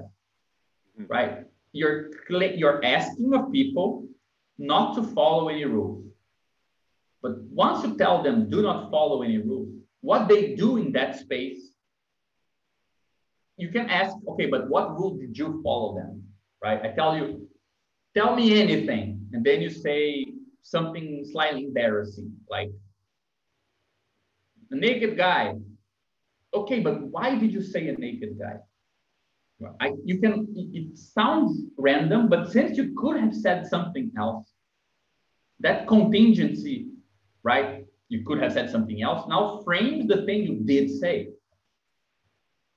And it changes the meaning of it, right? So, and not only this, but it has a paradoxical, I have a man crush. Well, I have many man crushes. I'm not sure which one you refer.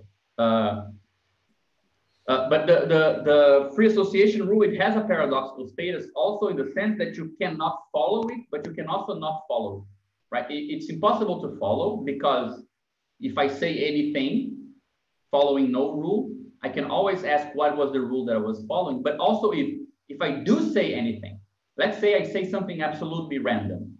Since the rule told me to say something random, I simply did what I was told, right? Say something random. Did you say something random? You didn't say something random because that's what I asked you to do. Or if I try to say what I think you want me to say, but you're not telling me, right? So if you go into this happens all the time. Like I get a new patient and then I say, okay, what's up? And the person starts talking about their sexual life. I mean, it's obvious that they are doing it. I mean, who starts talking about their sex life for no reason? Like they think that's what you do in analysis. So even, let's say, if you do say something random, you're just playing the game. But if you do try to find out what I actually wanted to say, I can still claim that you were saying something random because nobody told you to say it. So why did you say it? So I think, yeah. So sorry to intervene quickly, or just so impromptu, but so I also just wonder, to what degree does the paradoxical status of this golden rule function just to sort of initiate the transference, to get the analyst to, just be in a chez voir position? And at that point, are we not kind of close to like the very function of the experiment as such, where now we're just exaggerating phenomena, so it's more palpable to understand, perhaps, right, the ways that rules emerge when signification takes place. Yeah, I think that, I mean, the reason why I have this stupid slide here is just because I think this is the most important thing ever, like for psychoanalysis. This is the weirdest, but also most significant thing. And 90% of what I think we develop as a theory is just to understand this thing here. And I think that's for a, communist, whatever guy, seeing that analysis is based on free association is actually a big deal. That this is what it is, a theory of.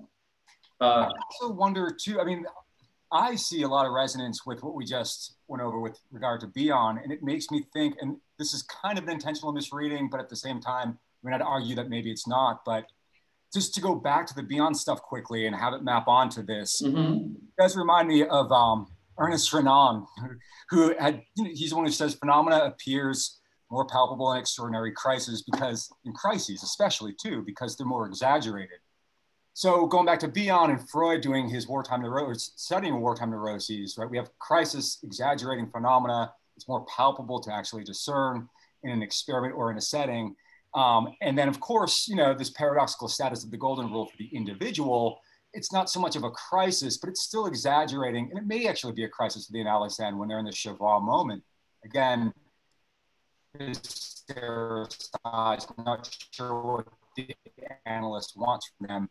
And it just makes me think exclusively in weak quantities that are found in nature, like she's going to increase the means of experimentation in order to study it more easily. And so the laws that are observed, the rules that are observed become, well, if they're truly rules or laws, then they can be extrapolated as such. So I just wonder if there's, I don't know, I mean, just another way to look at, again, it seems like with regard to war crisis or war neuroses, crisis, group formations, experimentation, are these also ways to just render more explicit, essentially the fact that pathologies are really exaggerated normalities? I mean, I agree with the general idea of what you're suggesting, but I think that we should, I mean, if we remember Benjamin, what the guy was trying to say is that, look, everyone went into a critical moment and nothing happened, right? And I think in politics, this is very clear as well. Crises are not moments where things get clarified. No, but exaggerated. Yeah, but exaggerate, I mean, I think it's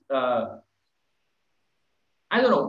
Personally, I think that we invest on crisis and critique, because I think that's a hope we have, that the critical is the moment of intervention, which I think is a very warlike approach to things. But before we go there, though, I think that there's definitely a connection to this.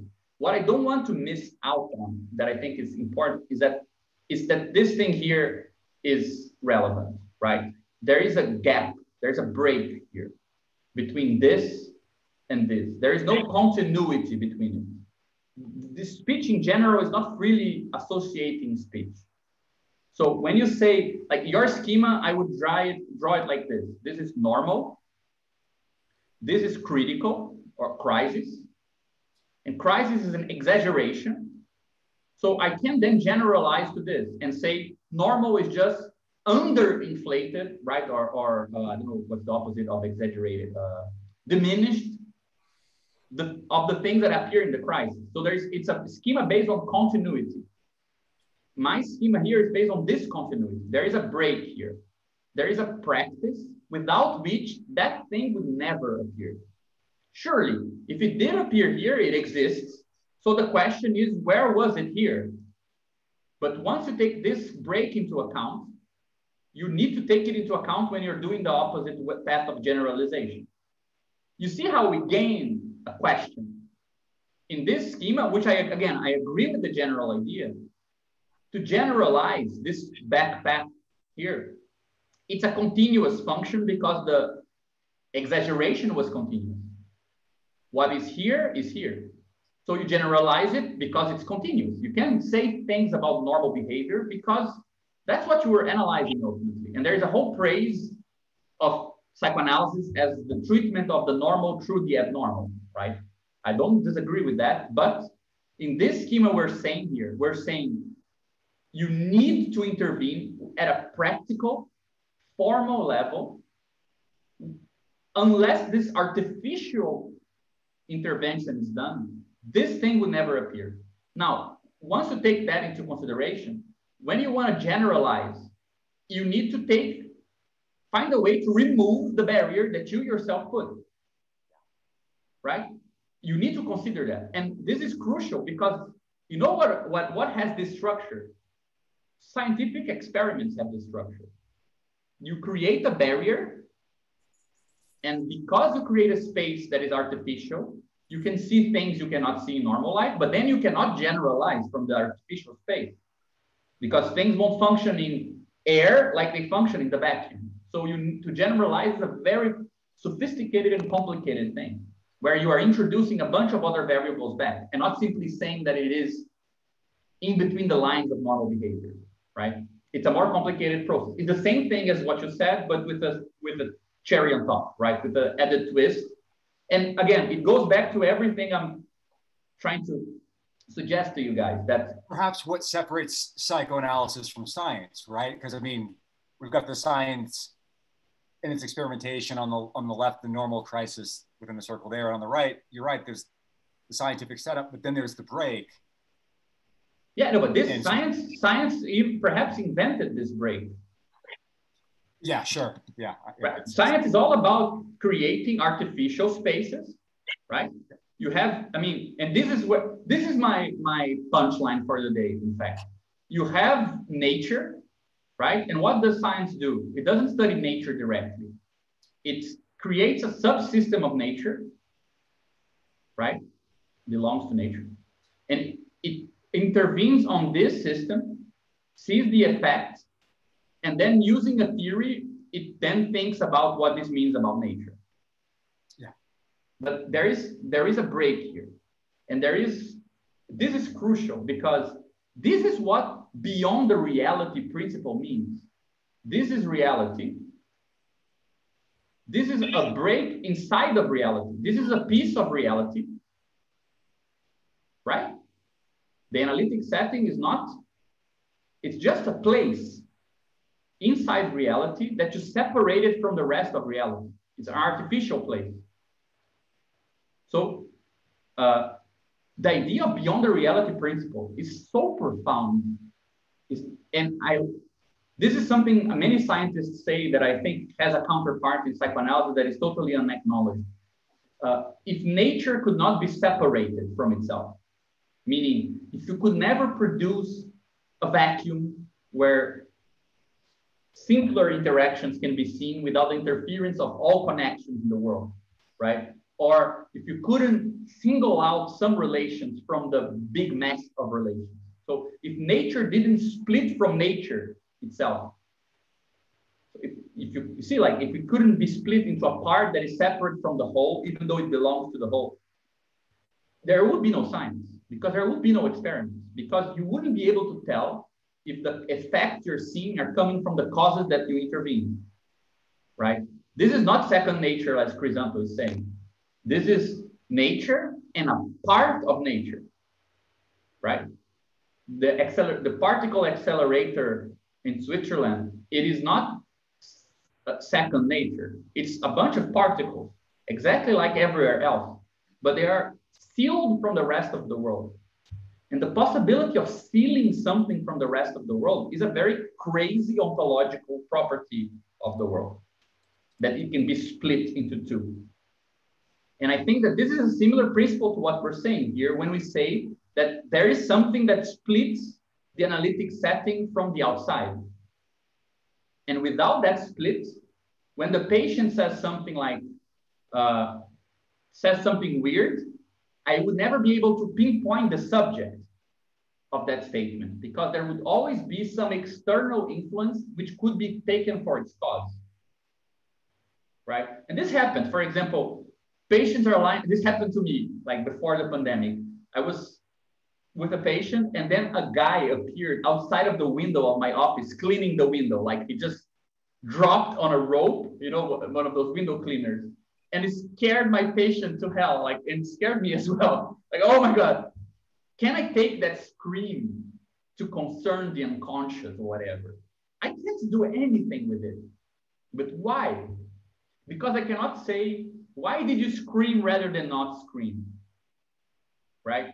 Unless the reaction is so bizarre or so out of a certain normal path that I can again ask the question, why this rather than the normal? Right? There's nothing I can do. It doesn't become interpretable speech. So there are material conditions in the sense of a sort of practice of separating something out of the world, right? That allows you to make some phenomena intelligible. So you see that idea of a form without which you cannot intervene on something already starts appearing here. Troy said something. Yeah, the problem with generalization, I mean, and we cannot generalize from the scientific method to psychoanalysis, but generally, I mean, or broadly speaking, the problem is that, and look how amazing it is, right? You have some set, let's call it nature. You have a subset of it, which we call an experiment. The experiment is still included in nature. It's not outside. If it didn't share properties with nature, it wouldn't be interesting to experiment with.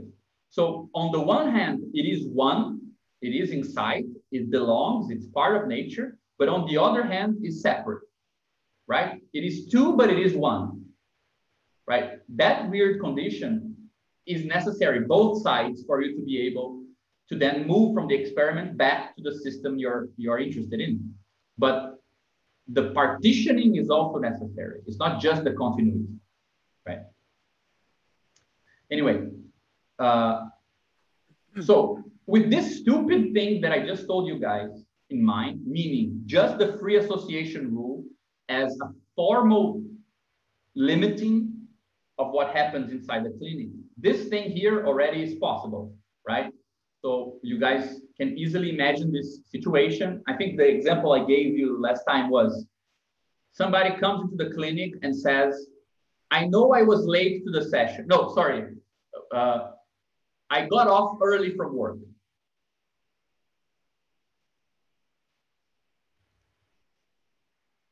Right? That's what the person said. They get no reaction. Actually, the analytic phase, right? And then they continue. But it's not because I'm lazy, right? So they begin by referring to something that happened outside. I got off early from work. Here's work, right? Outside. They're reporting what they did. There is no intervention. There's silence. Now the next thing that they say refers back to the first thing. So you see the first speech, the first statement had the outside as a reference, right? I'm talking about work. The second statement, when I say, but I'm not lazy, what are you referring to? You're referring to the first thing you said. So the object of speech, the referent of speech, is speech itself. So free association allows this move, right? From this sort of speech to this sort of speech. And this is Lacan's famous schema. We can easily see tracked on these three moments, right? Someone says something to me as an analyst. I get out of the way, and then I see how they are positioning themselves with regards to what they think I heard, right? Early from work. I don't say anything, but they imagine that I'm thinking that they are lazy. And then they respond, I'm not lazy, right? Who told them they were lazy? Nobody, right? Early from work, I say this, the person doesn't say anything. And then as if I'm talking to a third person, I say, I'm not lazy, which suggests an other who sees me as lazy. You see, the only condition for this to work is that nobody told you to say the second thing, right? I might even, in the first moment, I think I'm saying obvious things. It's raining outside. Then nothing happens. Then you say, yeah, you know, I like raining. I'm a very sensitive guy. Who cares? I didn't ask you if you're sensitive or not. I wasn't thinking about it. But now I know that you're talking to somebody that is listening to you in that way, right? I mean, I just want you guys to realize that the whole discussion on the que voy and the other and blah, blah, blah, it's just the obvious consequence of this stupid thing that we're talking about here.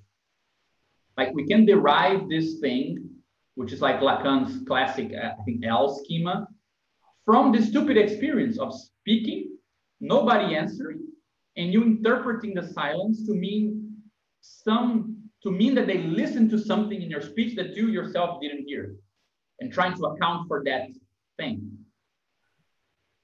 Right? If we wanted to complicate the schema a bit, we could imagine that I say something, and in the silence, I imagine that there is something behind here, which is that the analyst heard something behind her speech, right? Some enigmatic thing. And now I'm trying to account for that. Like, if we stretch this schema one bit more, because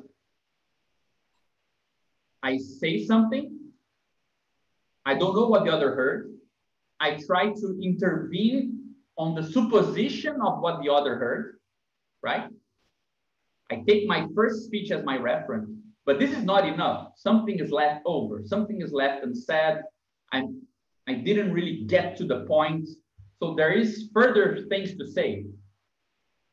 Again, with this stupid schema, we derive the whole discourse theory. There is some speech.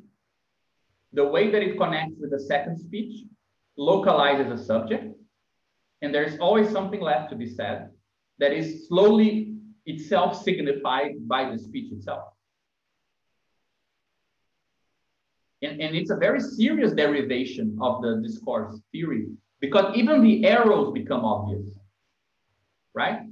I say this, like I say one thing, nothing happens, so I say something else.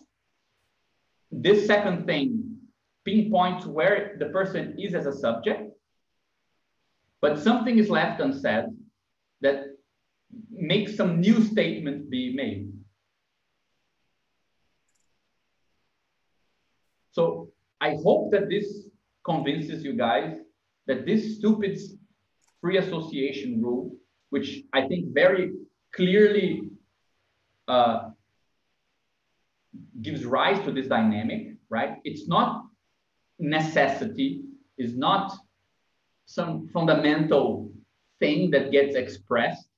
It's an artificial setting, an artificial situation that you produce by imposing the rule of free association. If you impose that rule, this follows.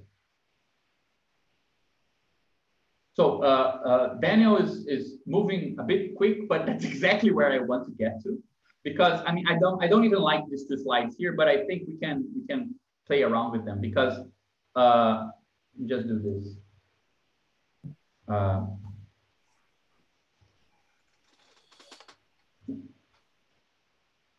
not sure if you guys realize, but if you look at this schema here, do you see that this fact, right, that silence is here and silence is here, connecting the two speeches, right, suggests that the analyst is inside the speech. It's not outside, right? Speech is not something that is here and the analyst is here, right? You speak, and the silence of the analyst is part of the thing spoken. Like it's what gives it the feel that there's something more in what you said. And because of this, I say something else.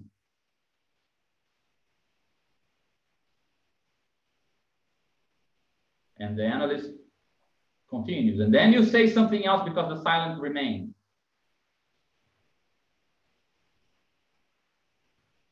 This logic is more similar to Bion's logic than to the classic way that Lacan presents the dynamic of psychoanalysis before that text. So what I wanted to suggest is the following. Like, if you guys look at this, like this schema I just presented, right? Let's just put it like this. There is some outside, then there is a barrier. And this is what we're trying to, this is why I'm sticking to this point, right? The barrier is relevant. The thing that breaks the outside from the inside is, you need to consider it. It's not a continuous between the outside and the inside of the clinic. And the things that happen on the inside are of such order that they produce some excess that is immanent to that space, right? Some inner orderness, some extended order. Now, is this schema Freud's beyond the pleasure principle, or is it the description of the material conditions for psychoanalysis as a practice? It's the same schema.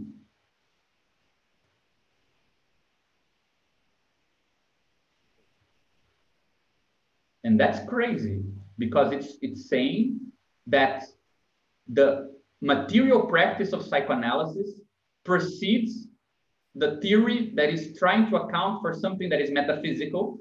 So we can do a classic Marx inversion and say metapsychology is actually the theory of the clinical setting, because what we're describing in idealist ways as being naturally behind psychology in general, we actually impose into speech with the very structure of the clinic. It's because the clinic has this frontier that what happens inside takes this form. And then when we theorize this inside, but forgetting this barrier, we generalize it to be something that is before the outside.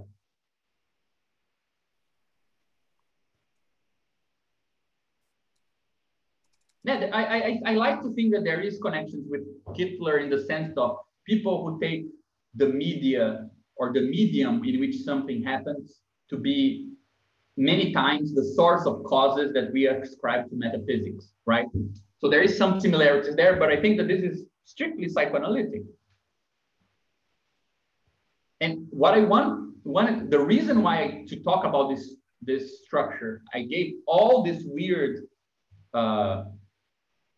detour through the war, through Bion and so on. It's because if you look at this schema, right, the first one is Freud's beyond the pleasure principle. There is an outside, then there is this frontier here, which is the inorganic in the organic, the dead in the living, right? And that this is connected to this. It's because there is this frontier, the part of life which is dead, that some excess appears inside the psychic apparatus that needs to be domesticated, right? If you now move the way that Lacan did from this natural scientific kind of metaphor to a linguistic structural metaphor, and you say, well, but this is how language works. Language in general, not language in analysis, not speech in analysis. You have this idea that there is some metaphysical thing we can never talk about, and then the whole theory of the real, the thing, the so on appears because it becomes a metaphysical problem. How to explain what is outside free association as a theory of language in general. And you get that idea of something that's spoken and then this creates an excess, and then you localize the subject and so on. And when we ask the question about the frontier, we get no answer, because the frontier is the frontier of this, of what can be thought and what can be spoken in general, right? And we get entangled into this. Whereas if you look at this, right, there is a collective experience which has a certain form, which is experience in the army. Bion concluded that you had to freely associate as groups in order to be at the level of the experience you're trying to treat. And every group includes something which is the analyst and has some place where their experiences are reverted back to themselves, where, right?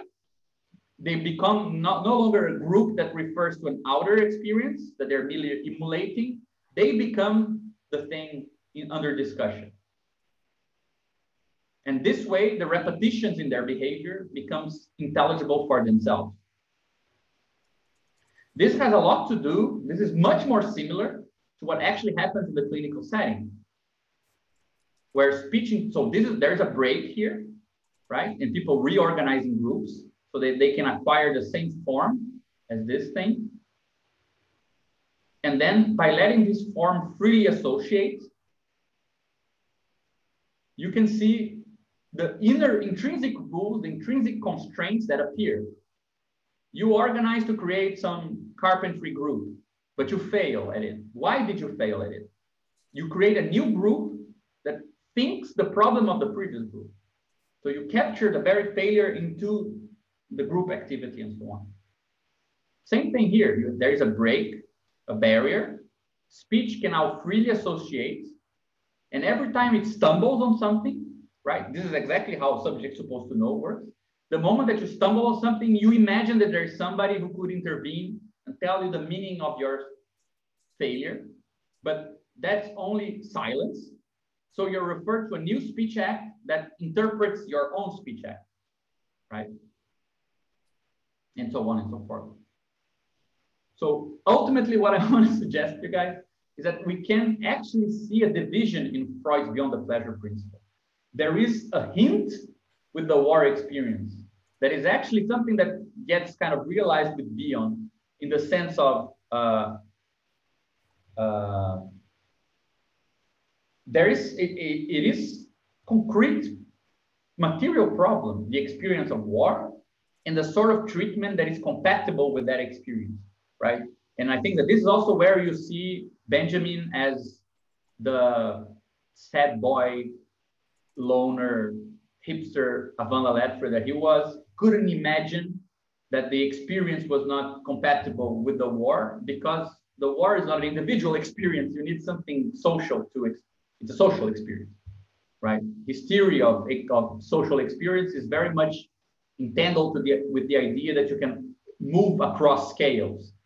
People who wander through cities and experience the city, which is larger than them, things like this, right? This idea that you need to do something to acquire the form of the thing you're trying to treat. Bion actually has a good grasp on that. And Freud, I think he is too impressed by the role of wounds in bringing the war down to the level of the individual to worry about the inverse path. But I think Lacan is more indebted to the inverse path of moving the immediate experience to the level, to the form of something that is treatable, than the Freudian path of bringing the form, the trauma back to the level of the individual. That's why Lacan slowly moves to the idea that language is the trauma. And we need a more and more crazy linguistic experience in psychoanalysis. It's more and more detached from everyday intersubjective exchange, right? And I think that this is actually a very self-evident conclusion, that analysis is a form of two. There's a patient and a clinician. No wonder that you can only treat traumas that have the form of two. And I mean, you can say families have more than two people, but usually, as we all know, I mean, it's usually the problem is we were supposed to be only two, but there was a third, right? So psychoanalysis deals very well with problems that have the form of there was supposed to be two, but a third intervened. Because that's a form we can actually imitate on the clinic. We can emulate that experience. We can literally turn it into an experiment of dual versus triadic structures, right? You are talking to me, but you're not really talking to me. But there's nothing an analysis can do for problems and contradictions and tensions that have a form that is not reducible to that number. I mean, it's almost a quantifiable problem, right? I think it's a problem of scaling. And I mean, if you look at it carefully, you have a small hint at this in Lacan, because have you noticed that the discourses, the four discourses, they're different in scale? The master's discourse is supposed to organize masses, groups, language, and so on. The university discourse takes the name of an institution, right? The hysterics discourse is a discourse that already, one of the only two discourses that takes the name of psychoanalysis, that it names a person dealing with one other person, and then it's analytic. And then the analyst discourse is not scalable. It's, again, only in analysis. And we've been, for 20, 30 years, pretty much dealing with the problem of why isn't the analyst discourse scalable? This is like Zizek. This is, I mean, much more humble, but also, I mean, as a Zizekian, this is what the thing I've been worried about forever. Why can't I just generalize from what happens in the clinic, in the theory, to big collectives, right? And I think that when you trace back the fact that, honestly, the intuition that the analyst is part of the thing he's treating might have been by accident Bion's. Bion doesn't write that in the paper. Lacan saw that in Bion, right? He wasn't really clear on that. He doesn't say, I'm part of this and this is crucial. Lacan is the guy who says this, right? But you can see that it is almost from that route that you get that idea. So it's almost like Lacan made the analytic clinic into a restricted collective clinic. Like it's the same principle applied to a smaller size, rather than the inverse. Bion is generalizing from the clinic to the group. And I think that this is relevant because Lacan came out of the war, as we mentioned, with the idea that there is a theory of groups that is not Freud's. Logical time. The numbers 13 in the logical form of suspicion. British psychiatry in the war. They're all texts about collectivities that are not reducible to Freud's mass or group psychology, whatever you want to call it. Where did he take that idea from? I think that we have a good clue with this, you know? And that this then is brought into analysis, and to the point that he tries to treat the analyst in a similar way to Bion's own theory. I mean, I think Daniel said it all. I mean, historically, I would say that Bion's example has the structure of the discourse of the analyst before Lacan thinks of it. Perhaps this explains why he praised the guy like crazy, then never mentions the guy again. Right? It's really striking also, like Miller and others have mentioned this about Lacan that I missed. When Lacan speaks of group psychology or comments on Freud's theory, you know that the operation of identification is deprivileged. So the notion of love of the father as the logic of the social bond is like the last thing that Lacan wants to affirm, which is exactly what Freud wants to, in fact, affirm. And I think you're right, Gabriel. Maybe he's finding some support for moving away from identification in Bion's experiments with the units of the military. The other thing I want to highlight that startled me the most about this text on the British psychiatry is the invocation of the new generation beyond eugenics. You'll notice maybe even in a footnote, Lacan basically says the issue of why the British succeeded is because they were able to purge dullards and people that are basically inferior people. And who are inferior people? inferior people are the ones who have too much affect of identification with the leader. Like, you think of like Trump supporters or Bolsonaro supporters, or, you see what I mean? Like, there's a kind of, they're too enamored with the enigma of the identification of the leader. But yet Bion was able to modify that sort of excessive affect, you see? And that was the success of the thing. But I guess what concerned me there was that Lacan was basically, I guess, well, here's how I would state it. How do you take that formula and bring it into, like, let's say, emancipatory collective? Because the logic of efficiency, of the purging of inferior elements is already implicit in the military operation. How in God's name could we think that within a communist collective where things like enjoyment and leisure and experimentation and psychedelia and so on are also centered, you see? So I was curious. No, I don't see the connection between that and purging the inferior and eugenics. I'm just simply saying that in the military game, the notion of a strict morale that is being produced, which is unique because it's democratized and no longer dependent on an excessive identification with the leader. Okay, he's achieved that. But what I'm saying is I'm having a hard time conceptualizing how that model would actually apply to our own work as political militants. When we think about the Bion, okay, outside of the military, I'm having a hard time thinking just in my own. But look, I would summarize his proposal as saying that the traumas of the army need to be dealt with in groups of free associating people. He's not proposing something that would work as a military operation. He's talking about the form that makes intelligible military trauma. Hold on. Why does he then say, quote, the units had been purified of their inferior elements in this way? They experienced a decrease in phenomena of shock and neurosis and the effects of a collective softening of the will in a proportion which one could call geometrical. Yeah, he's talking about Reid's work, not Bion's, right?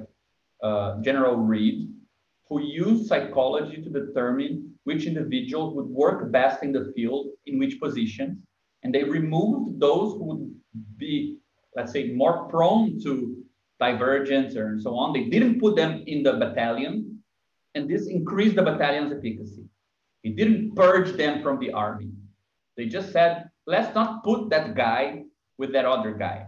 And again, you can talk about whatever you want, but this is not, first, it's not Bion, it's General Reid. Second, it's not really eugenics. I mean, in every collective I know, it's a caring thing to look at a person and say, well, this person might have a hard time with that function. Like, don't put the mother who's traumatized by the police to deal with the police, for fuck's sake. I mean, that's not eugenic. But I mean, even if you take it to be some sort of terrible thing, it still is not what Bion was doing. Bion's part is the other part, right? I have the impression that the new thing to look at is, now extrapolating from Bion, is twofold, right? Is that, I mean, we have this experience in Brazil. Like, nobody was able to work through the trauma of the Workers' Party becoming what it did. No political instance, because there was no collective partisan movement or whatever capable of working through at its own collective level the problems of the Workers' Party. So, for example, every time a collective becomes big and corruption, some sort of revisionism appears, we break apart and create smaller collectives that are pure. We never actually crossed that scaling frontier so that we could acquire the same complexity as the Workers' Party and work through those failures. So I think one thing we can extrapolate from Bion is that politics is resolved with more politics. Political failures are resolved by political organizations, not by individuals giving political diagnosis. That doesn't do anything for anyone. And I mean, I think the Bernie Sanders campaign showed this again. How many Bernie militants weren't depressed afterwards? And there is no thing you can do individually to get past that, because it's not an individual problem. Part of the problem is that you went through something that has collective causes, and now you're living through individual consequences, and you cannot find individual causes for it because the causes are not at that level. So that's the first issue. So I think that there's something very profound to be taken there, and I think there is a totally new use of psychoanalysis for politics if you take that seriously, because it's not a generalization. It's both saying, as a psychoanalyst, I cannot do anything, right? Politics needs to take care of politics, but at the same time, finding some solidarity, because you're also saying the reason why politics is autonomous is the very reason why psychoanalysis exists. Certain forms need to be treated in their own immanent terms. And I think the second point is that we can actually generalize in a responsible way something of psychoanalysis to politics, which is free association sucks. Free association is not the answer to anxiety. Free association produces anxiety. Free association is the cause of it. Equality hurts like hell. Equality between things is not easy. The moment you propose equality, people respond defensively with Freud's theory. So no wonder it's not a meta-psychology of groups, it's a psychology of groups. Because groups behave as if they have a natural tendency to leaders. Because equality is the anxiety-inducing thing that leaders alleviate you from. The meta-psychology of groups is closer to Bion's theory than to Freud. The theory of the underlying conditions which make you erect certain figures to protect you from. Sorry. Yeah. Does the group end up assuming the place of the phallus itself? Is it? I don't know how we want to call it. I think in politics we have good names for these things. Like you try to organize something and then suddenly some figures. I mean, there's a beautiful text by Joe Freeman called The Tyranny of Structuralist Groups, or the tyranny of structuralists. The tyranny of the lack of structure, something like this, Joe Freeman, where she talks about this, like you try to come up with something that has no structure, but then the moment that you suspend extrinsic rules, new foreign intrinsic rules appear that nobody invented. The tyranny of structuralistness. Yeah, I would never be able to say that. So why is this a relevant thing? Because what do psychoanalysts usually do about groups and politics? We stand on the side. We're never militants. We never get out of our chairs. And we say beforehand, like Lacan said in 68, you guys are gonna get fucked because there is this metaphysical thing which will prevent you from moving forward, which is group psychology. You're idealists ultimately, because no groups are incompatible with desire, whatever. We can now say something different than that. We can say that organizing in an equal way, in a freely associating way, produces problems that leads us to look for leaders. For me, this is so fucking profound, because it means that authority is a defense against a communist structure. Communism doesn't need to move beyond something because it is itself the issue, right? Free association is the cause of the problem. It's not the thing that remedies the problem afterwards, right? I was wondering, because we have some similar political experiences in the past, and I was wondering, it's something that came to my mind right now, you know, some parties that have this idea umbrella association, you know, you can form whatever group inside the party, so you don't need actually to stuck to any strict rules inside the party and so on. And then this becomes automatically like a struggle in between the groups for who is the traitor, you know. Yeah, exactly. I know who you're talking about. Yeah, you know, it came to my mind. I don't know if I'm stretching the metaphor too far, but it's like I can see where it gets to this point, because what I mean is we have this part in historical Brazilian left. I don't want to enter into this too much, but you know, we had this model of a party in the 50s in which they have what they call the so-called democratic centralism. You know, you can fight each other, but then at the moments of the convention, everybody will stuck to one single line, and this will be the general line, and the general line will be defended by everyone, no matter if you disagree with it or not.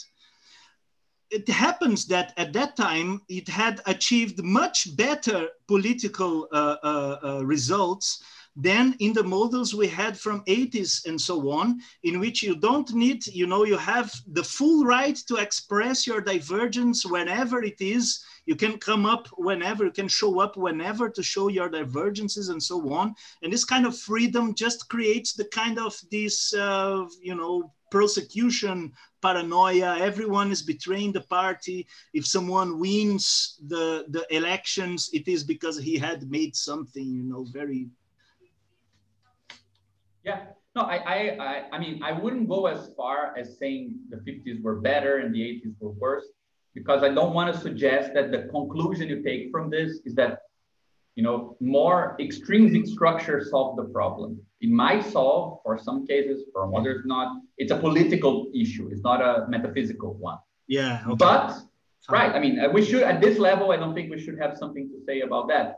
But I just wanted to show you that the whole stick that I'm presenting you with saying, oh, don't generalize so fast, Lacan has limits, is not to say that you cannot do stuff or have interesting things to say about politics later on, which I know is something many of us are interested through philosophy of doing. But once you take seriously the fact that the actual concrete practice of psychoanalysis requires this break, which is what free association accomplishes, and then that it has a specific form that is not a natural form of speech, is an artificial form, that this is conditioning transference, conditioning interventions, and so on. This is a whole new material for philosophy to ponder about. Where else is this visible? Okay. Like we have 20, 30 years, like just after Lacan started with his stuff, even before with Freud's time, like people complain that Freud had no experimental apparatus. Gilles Gaston Granger saying that psychoanalysis in Lacan has no, it cannot be, there are no repeatable experiments in psychoanalysis. There's this whole lack of a theory of experimentation, which, as you were talking about last time, is the very thing that leads psychoanalysis forward, right? New thing. Well, we're now in a position to say that psychoanalysis has an experimental dimension, that it has a repeatable phenomena, which is, if you put a speech under free association, it will behave like this. I don't know what will happen inside that speech. That's case to case. But I know that it will behave like a crazy thing trying to account for itself. That's the repeatable part, right? And then we can ask about how can we twitch this form so that new things might be listenable, right? So for example, I gave you the example of a Japanese Nippo-Brazilian analyst who listens to people who are Brazilians who live in Japan or Japanese people who live in Brazil. She doesn't bracket off the clinic the language you're speaking.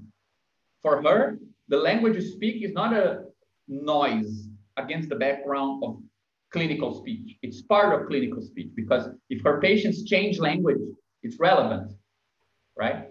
So now she can listen to that. That's part of the symptoms she treats. And she can treat something that I cannot. So we can start talking about how to experiment in psychoanalysis.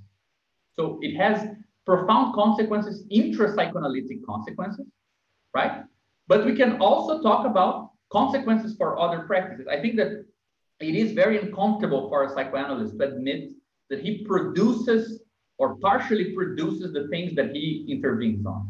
because we are very accustomed to the idea that we're only touching upon existential ontological things, subject, real.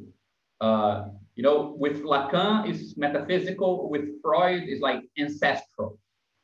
The idea that the things that are appearing in the clinic are conformed and conditioned and informed by the thing we are doing right then and there, right? The very material form that things take is not really something we're accustomed, because it makes it seem like Foucault was right. So we do produce a subject. So we do create a discipline. But at that point, I think Badiou can help us, because so what? You can produce a subject. Perhaps it's a better subject than before, but then you need to own it. You need to say, this is what I'm doing. I know what I'm doing. It becomes a militant thing and stops being a sort of Zen Buddhist thing, but in a very natural way, and not because we're bringing Hegel and Marx to make it so. It is that way because that's the only way you can explain what's going on. And then I think it's the way we can then interact this whole new schema with philosophy. There are a bunch of new questions. I don't know the answer for any of them. And there's a bunch of new relations to be made, which I think becomes easier also to find connections with politics, where in fact we can learn from politics rather than simply teach it, right? We can start asking questions about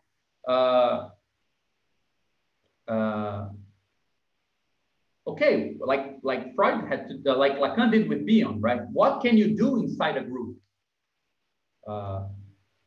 And things like this. I think that there is well, why is my cell phone not charging?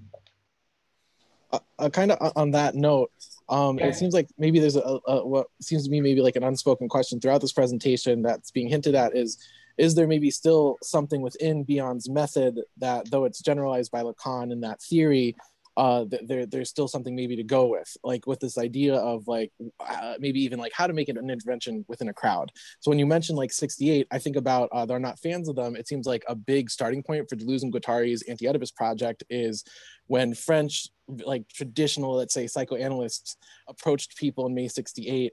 They did like these individual like very like quick sort of just interpretations of what was going on, and just that they were all sort of these unconscious Stalinists that were just wishing to bring in like a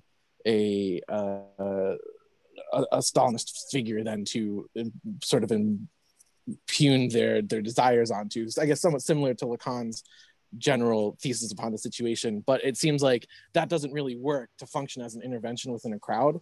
And if somewhat of what Daniel was talking about too, like, is there a way to take this outside of directly of an army structure?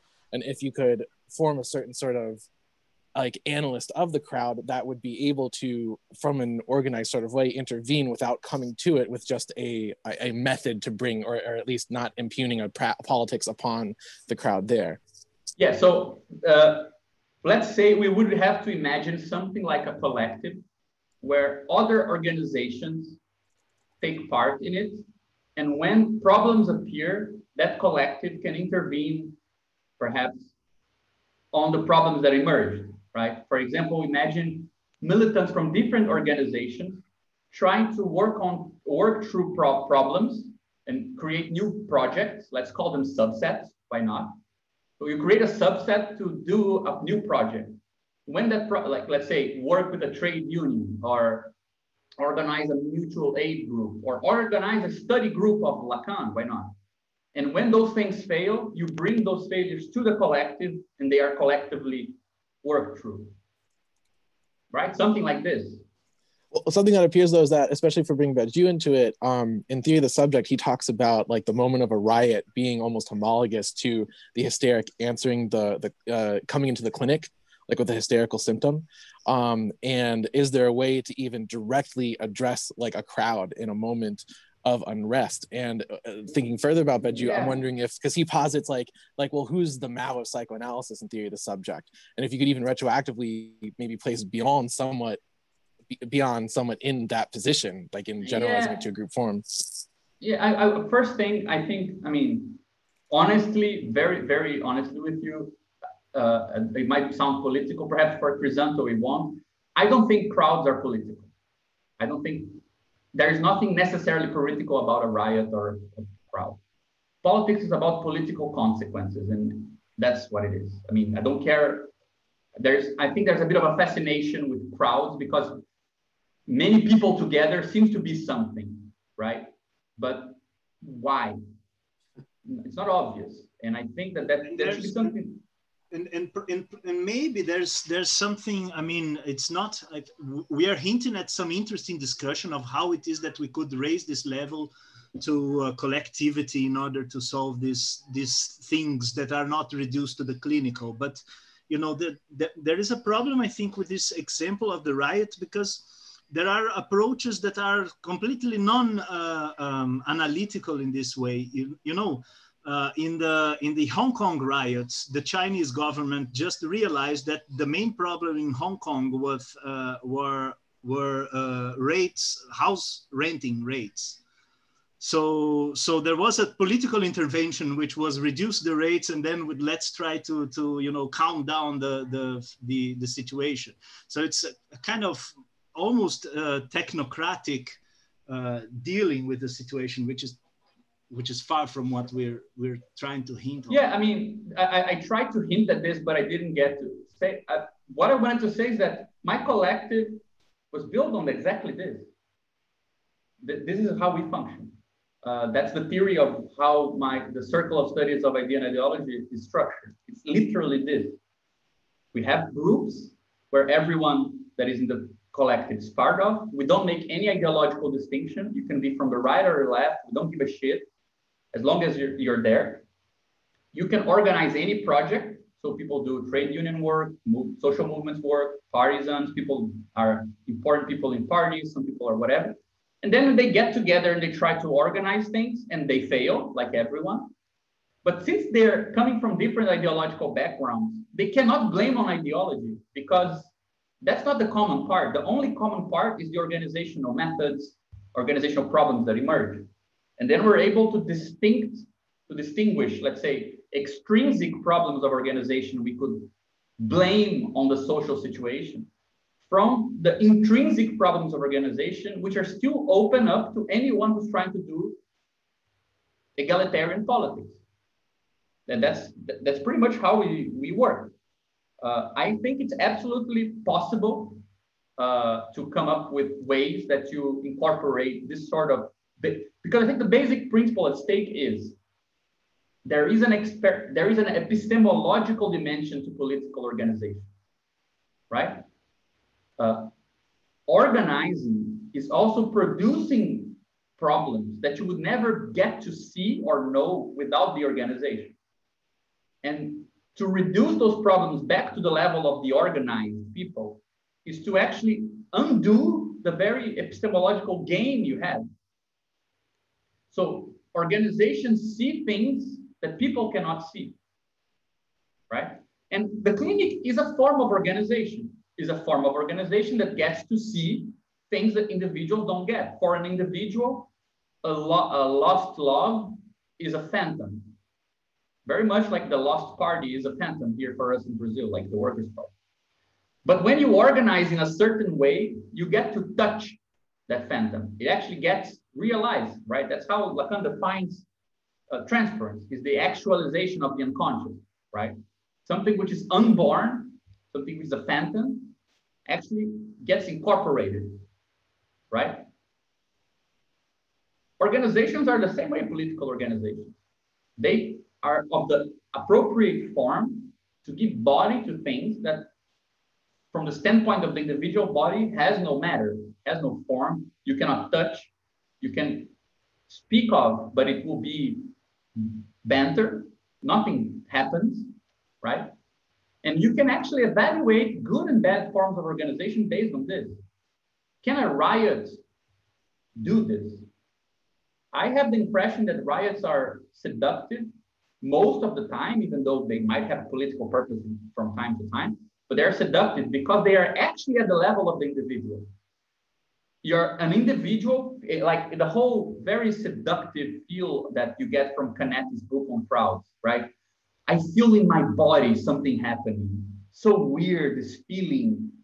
Yeah, but that proves that the crowd is in your dimension. 99% of social reality leaves absolutely no marker in your body. Exploitation leaves no mark. Right? Violence leaves a mark, but exploitation doesn't. Nobody can pinpoint their surplus value being extracted, right? Economic crises leave no marks on individual bodies. There is no wound that comes that you say this wound is the cause of this wound is the economic crisis. The cause of the wound can be the policeman, but it's not the economic crisis. 99% of social reality is not at the level of individuals and cannot be seen, touched, thought, or intervened upon at that scale. So this way of reframing analytic theory makes it clear that there is a hidden variable which has to do with form, with framing, and with scaling, that you realize that when you turn it around, you get to other forms of organization which are capable of treating other things.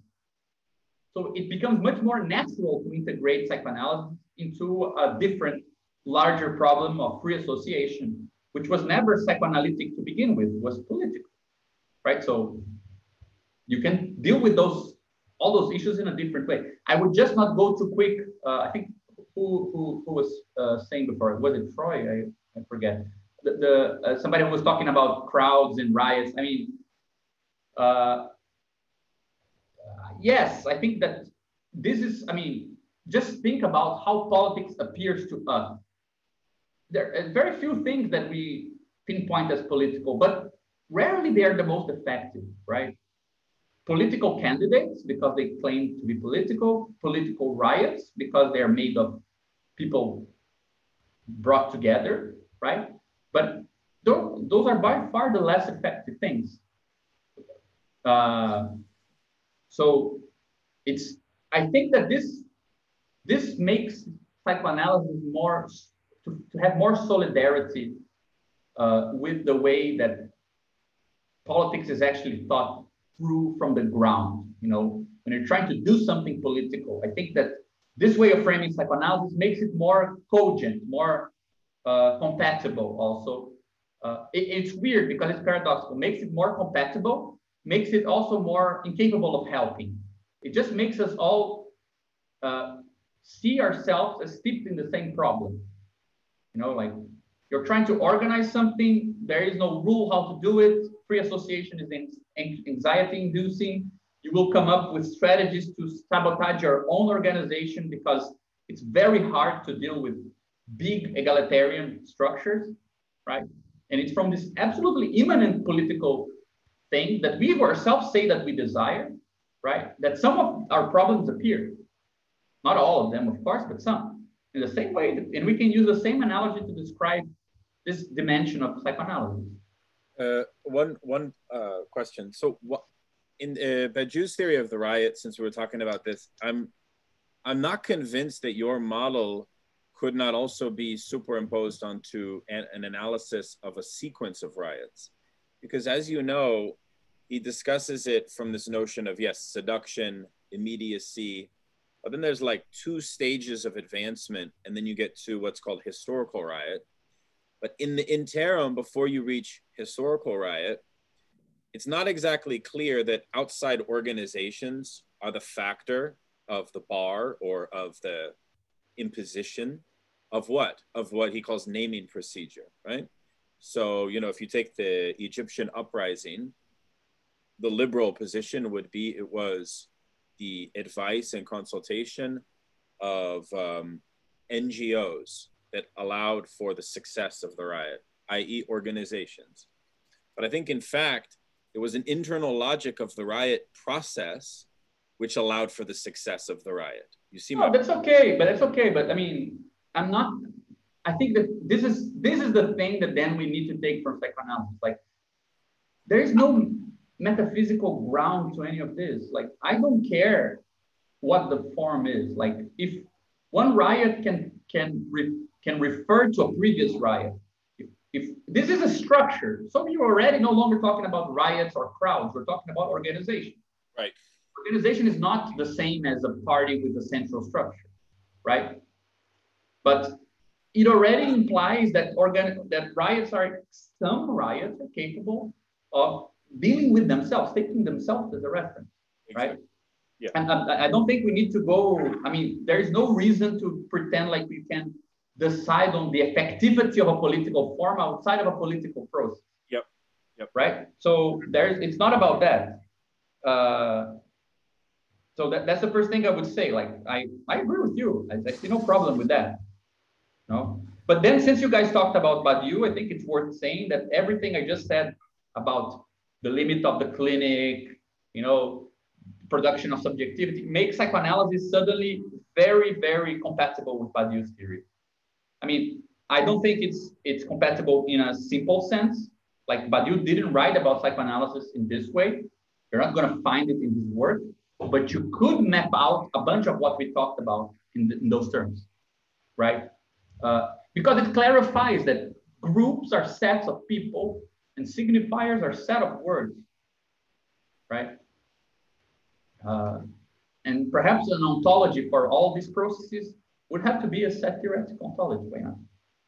Right. So there's a lot of new stuff to develop, and I have no idea how to do it. I hope you guys feel excited enough about this crazy stuff to also work on it. I was not joking when I said that there is actually a political organization that takes everything I told you into consideration, which is this crazy thing I'm part of. Everyone is invited also. Everyone is wounded soldier enough to be part of that hospital. So the only thing I would say, just really quickly, because somebody mentioned Deleuze before I stop speaking, is there is a small distinction between the whole labor, the project, and this sort of thing. Because the other way you could take, which is not Bion, right, more Guattari approach, is to say people mediate themselves. There is no need for mediation because everyone is the analyst of everyone, right? That's not what Bion did, and that's not the Lacanian approach. And I think that to be serious politically, you need to have, I mean, you will, in order not to think leadership is a moral problem of cowards, but it's a problem of the technology of organizing and the problems of making organizations seen for themselves, so on and so forth. The whole Laborde approach to groups is a bit, it's too romantic in my view. Like, I had to take back a lot of stupid things I said about Deleuze and Guattari because as a Lacanian, I always love bashing them. And I think that the greatness of these guys, that they did see that there was something unthought in psychoanalysis and that they were right in that point. But I think that they went the other way, and it's not even that I don't like it. I try to use it and it doesn't work for me. I don't know how to put it into practice. So I don't see why use it. So these things I'm telling you, that's how I practice psychoanalysis. Like, this is how I explain to myself when I get a patient who says she cannot speak in my clinic because spirits are listening. Rather than interpreting her relation to religion, I put salt on the door.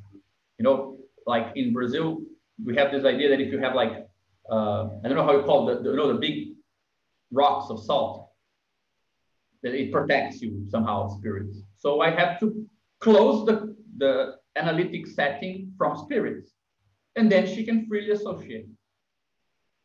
You know, but my analytics, if I tell this to my friends here in Brazil, and my analyst friends, my Lacanian friends, they will tell me I'm totally crazy. Did you tell that to your own analyst? Yeah, he didn't, he's no longer my analyst. Yeah, but I'm saying this just because, just to give you guys an idea that this actually has some, I think this actually makes it easier to become an analyst because there's so much work that goes into making free association possible. Stupid stuff that has no text written about these things. That becoming an analyst becomes like a mystical thing because all this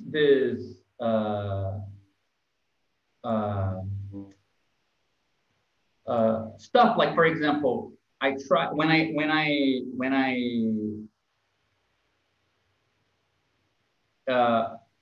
it happened to me a lot. I started practicing and then I had a patient who was more rich, like the only patient who paid me well. I was so afraid of like intervening and they never coming back because I could only pay my rent because that patient was there. So the desire of the analyst was not hard to maintain because of language. It was hard to maintain because of my rent. Like, it was an economic problem. I couldn't analyze the person because I was too afraid of them going away if I said something that was too hard to hear. It has to do not with the phallus, with the master signifier, with the non-null of enjoyment. It has to do with how hard it is to close off the clinical space, because they're closing off economics, they're closing off a bunch of stuff, right? That's why a lot of Black patients don't want to have analysis with white analysts. They don't feel like they can freely associate. That's not a psychoanalytic, like psychoanalysis has no theory for this and has no way of answering and dealing with it. We overinterpret this in the worst ways, like, it's a group ideal. How can you say that? You know, it's crazy we would say that. So I think that there are very practical points that come out of this stuff we're talking about, but there are also nice philosophical and political stuff to develop too, hopefully. Yeah, just gonna, I guess, time check. We've gone over by almost half an hour, which is, I could go on for, you name it, kind of like the Alex Jones, Joe Rogan interview that went on for 2.5 hours. No, but one thing I would have liked in the beginning, you gave the slide of periodization, you know, like, and you put like Freud and Lacan, and you kind of mapped one through Karatani, and then you mapped one through Jameson. But you know what would have been interesting is to take and segment that periodization. I know you probably wouldn't be comfortable doing this with Lacan's own periodization of the paradigms of enjoyment, because at the end of Berlin Wall, okay, is it not the case, obviously Lacan was not alive, but is it not the case that he was already in his late turn to the parlette and the speaking body? Was he not already providing, let's call it, I don't know, an end of history proposal? I believe that he was. And I think Milner claims the same kind of, a kind of return to liberalism, a death of heroism, sublimation is off the table, XYZ, right? I just, again, wanted to just flag that for you. I know you're not, maybe not interested in that turn of Lacan per se, or maybe you find it theoretically, or rather, do you find it theoretically uninteresting? No, what I would say, and then I'm doing a bit of like marketing for myself. In my upcoming book, but this, I mean, forget the book. Like, this is actually available already. It's a chapter I wrote where I tried to show the changes in Lacan's concept of desire of the analyst, not the concept of enjoyment, but it's a similar kind of periodization through the organizational problems of psychoanalysis. Like, you can actually track him changing his concepts because he was trying to remain in Freud school, then he's kicked out, then he starts becoming a teacher of new analysts in his own school. Then he comes up with a pass, then it fails. Like, if you actually include the history of the attempts to create an institution, a lot of stuff that is like unjustified in his changes actually become grounded. So I think that there are two periodizations that we could do. One is the actual, let's say, Lacan's, to consider simultaneously Lacan's clinical inventions, theoretical inventions, and institutional problems, because sometimes that's what he was answering to. I think that this is very, very relevant to understand this process. But I think also there is a sort of impotent Lacan, because do you realize that the things we spoke of, which are like early Lacan, they're the same topics that he's talking about in the very, very late stuff. Like, he goes on a bender on signifier and the logic of language, and then he goes back to Lalanne and like material speech. But he's already so committed to like very big metaphysical claims that he cannot simply tone them down and say, hey guys, maybe, analysis is this smaller thing. He says everything is lost. It's not just his theory, right? So I think it's very kind of an impotent attempt to go back to what he left out. But he's so committed to so many other things that he cannot backtrack. He can only go further into the hole that he already dig, you know? And you get this almost, I mean, there are nice stuff because the guy was brilliant, but so much of it, you don't know what to do with it, you know? Yeah, I think it's Lacan with more history and less metaphysics, right?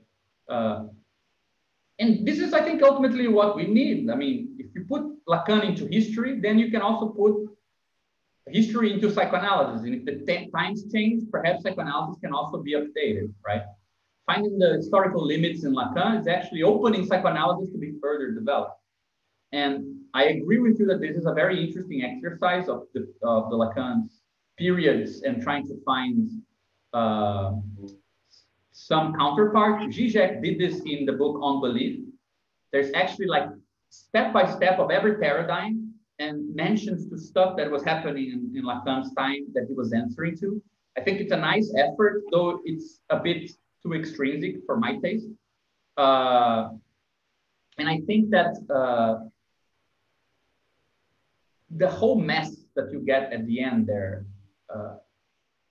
it is, I'm not sure if I would say he's a liberal or anything, but I do think that to put yourself in Lacan's shoes, it's interesting, you know, like to imagine coming up with this whole big structure and seeing that you came up with something that has no clear boundaries, and you profited a lot from it having no clear boundaries because Marxists were flooding your seminars, you were stealing students from Althusser, but then later on, you want the boundaries set. You want to say that this has a limited efficacy. And now you have no way of limiting it at a space and saying this works up until here. You need to make a judgment that is universal. It does not work. Like, you see my point? Like, you inflate all these guys into using it for everything. And then you say, fuck, this is crazy. What these guys are doing is kind of nuts. And then how can you go back?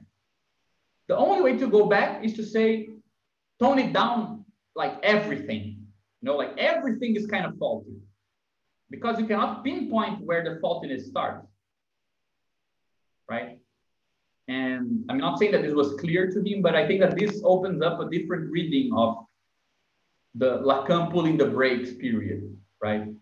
What Milner calls the end of the second classicism, right? When Lacan starts undoing stuff and it's so seductive, like, but ultimately it's everything I think you can use, everything in Lacan is useful, but I don't know, I think just as a sort of serious provocation, I wonder what we can learn that is new from the simple recognition that you don't need to move to a metaphysical realm or the theory of the origin of language to find the structure of what Freud calls beyond the pleasure principle. You can move closer to the ground rather than higher up to the sky. Just move closer to the actual practice of psychoanalysis. You see all these elements already at play in reality. So I think that Hegelians and the Zizekians are right to look for a more ontological idea, but I think we, because I include myself in it, are wrong to look for it in an ontolization of the drive, because the underlying principle is the beyond the reality principle, that you can split reality from itself and create an experiment that has all the structure of everything we talk about with the undead excess. It's already at play there with no theory of the drive as a metaphysical thing needed. So would that mean that like all of this conversation with German idealism and Schelling in particular, in your vision, becomes maybe important, but not important for psychoanalysis per se? Is that fair to say? Because no, I mean, I think we should connect everything with everything and see what comes out of it. And I think that the insight that you need a mediating theory to move from psychoanalysis to politics, which is what Zizek does. He says, drive, go back to Hegel, then go from Hegel back to Marx, right? I think that's the right impulse. I think that both Zizek and Adrian Johnston have a clear sense that there's something about Hegel's theory of nature and the passage from nature to spirit that has something to do with the drive. But I think that since they are not very critical of Hegel, man, I'm the biggest Hegelian I know after the big guys. Like, you know, I have a Hegel on in his pajamas picture. But I have to admit that Hegel had a hard time with that passage. Like, it's the best philosophical version of it I've ever seen, the way spirit emerges from a weak nature. But he doesn't keep open the possibility that nature splits from itself without giving rise to anything new, like, or anything that's from another realm, right? Which is what you need to account for scientific experimentation. He also doesn't accept that the move from nature to spirit might get realized in different forms. And there is a specific moment in the science of logic which is clear that he cannot accept this, which is the remark on differential calculus in the section on quantum. Because at that point, he would have to accept that mathematics is a form that thinks itself with no need for philosophy. Mathematics will think its own problems with infinity. It doesn't need us. And he cannot accept. He needs to say that ultimately all forms, if they are reflexive, they are philosophy. Right? There are no multiple forms of reflexivity. There's only one. And I think that's exactly where we're stuck. Yeah, this is what Badiou gets after Hegel on and being an event, ultimately. Yeah, that's also where right. Badiou has a problem. Yeah. So there is stuff to do. That's what I mean. Like, I'm not saying to dismiss, but I wonder what a Hegelian theory of this thing would be like, or a Zizekian theory. I mean, still everything is open. It's just a new problem, I think. It's not a matter of dismissing anything, you know? Yeah. So, man, yeah. Wow. Let's see what comes out of this. I hope you guys want to still, you know, talk about it afterwards. I hope you can get my email. I'm more than happy to find more lunatics who are into this sort of crazy line of questioning. Yeah. Well, I wanted to ask, maybe as we close, are you all interested in continuing these sessions, you know, like that we've been doing? I have a few ideas of like some other guests we can invite. Maybe I was thinking I could send out an email with like a few ideas and sort of maybe do like a poll. I don't know. Mm-hmm. And Gabriel, if you're free, I know you're very busy. We would very much benefit from your interventions. Extremely thought-provoking, just to see the difference of how we feel now compared to this annoyed state that you put us in last time. I feel much better. I would love to do more stuff and to meet again. It would just be a matter of finding a schedule that works, because as you know, I'm like tired beyond belief most of the time. So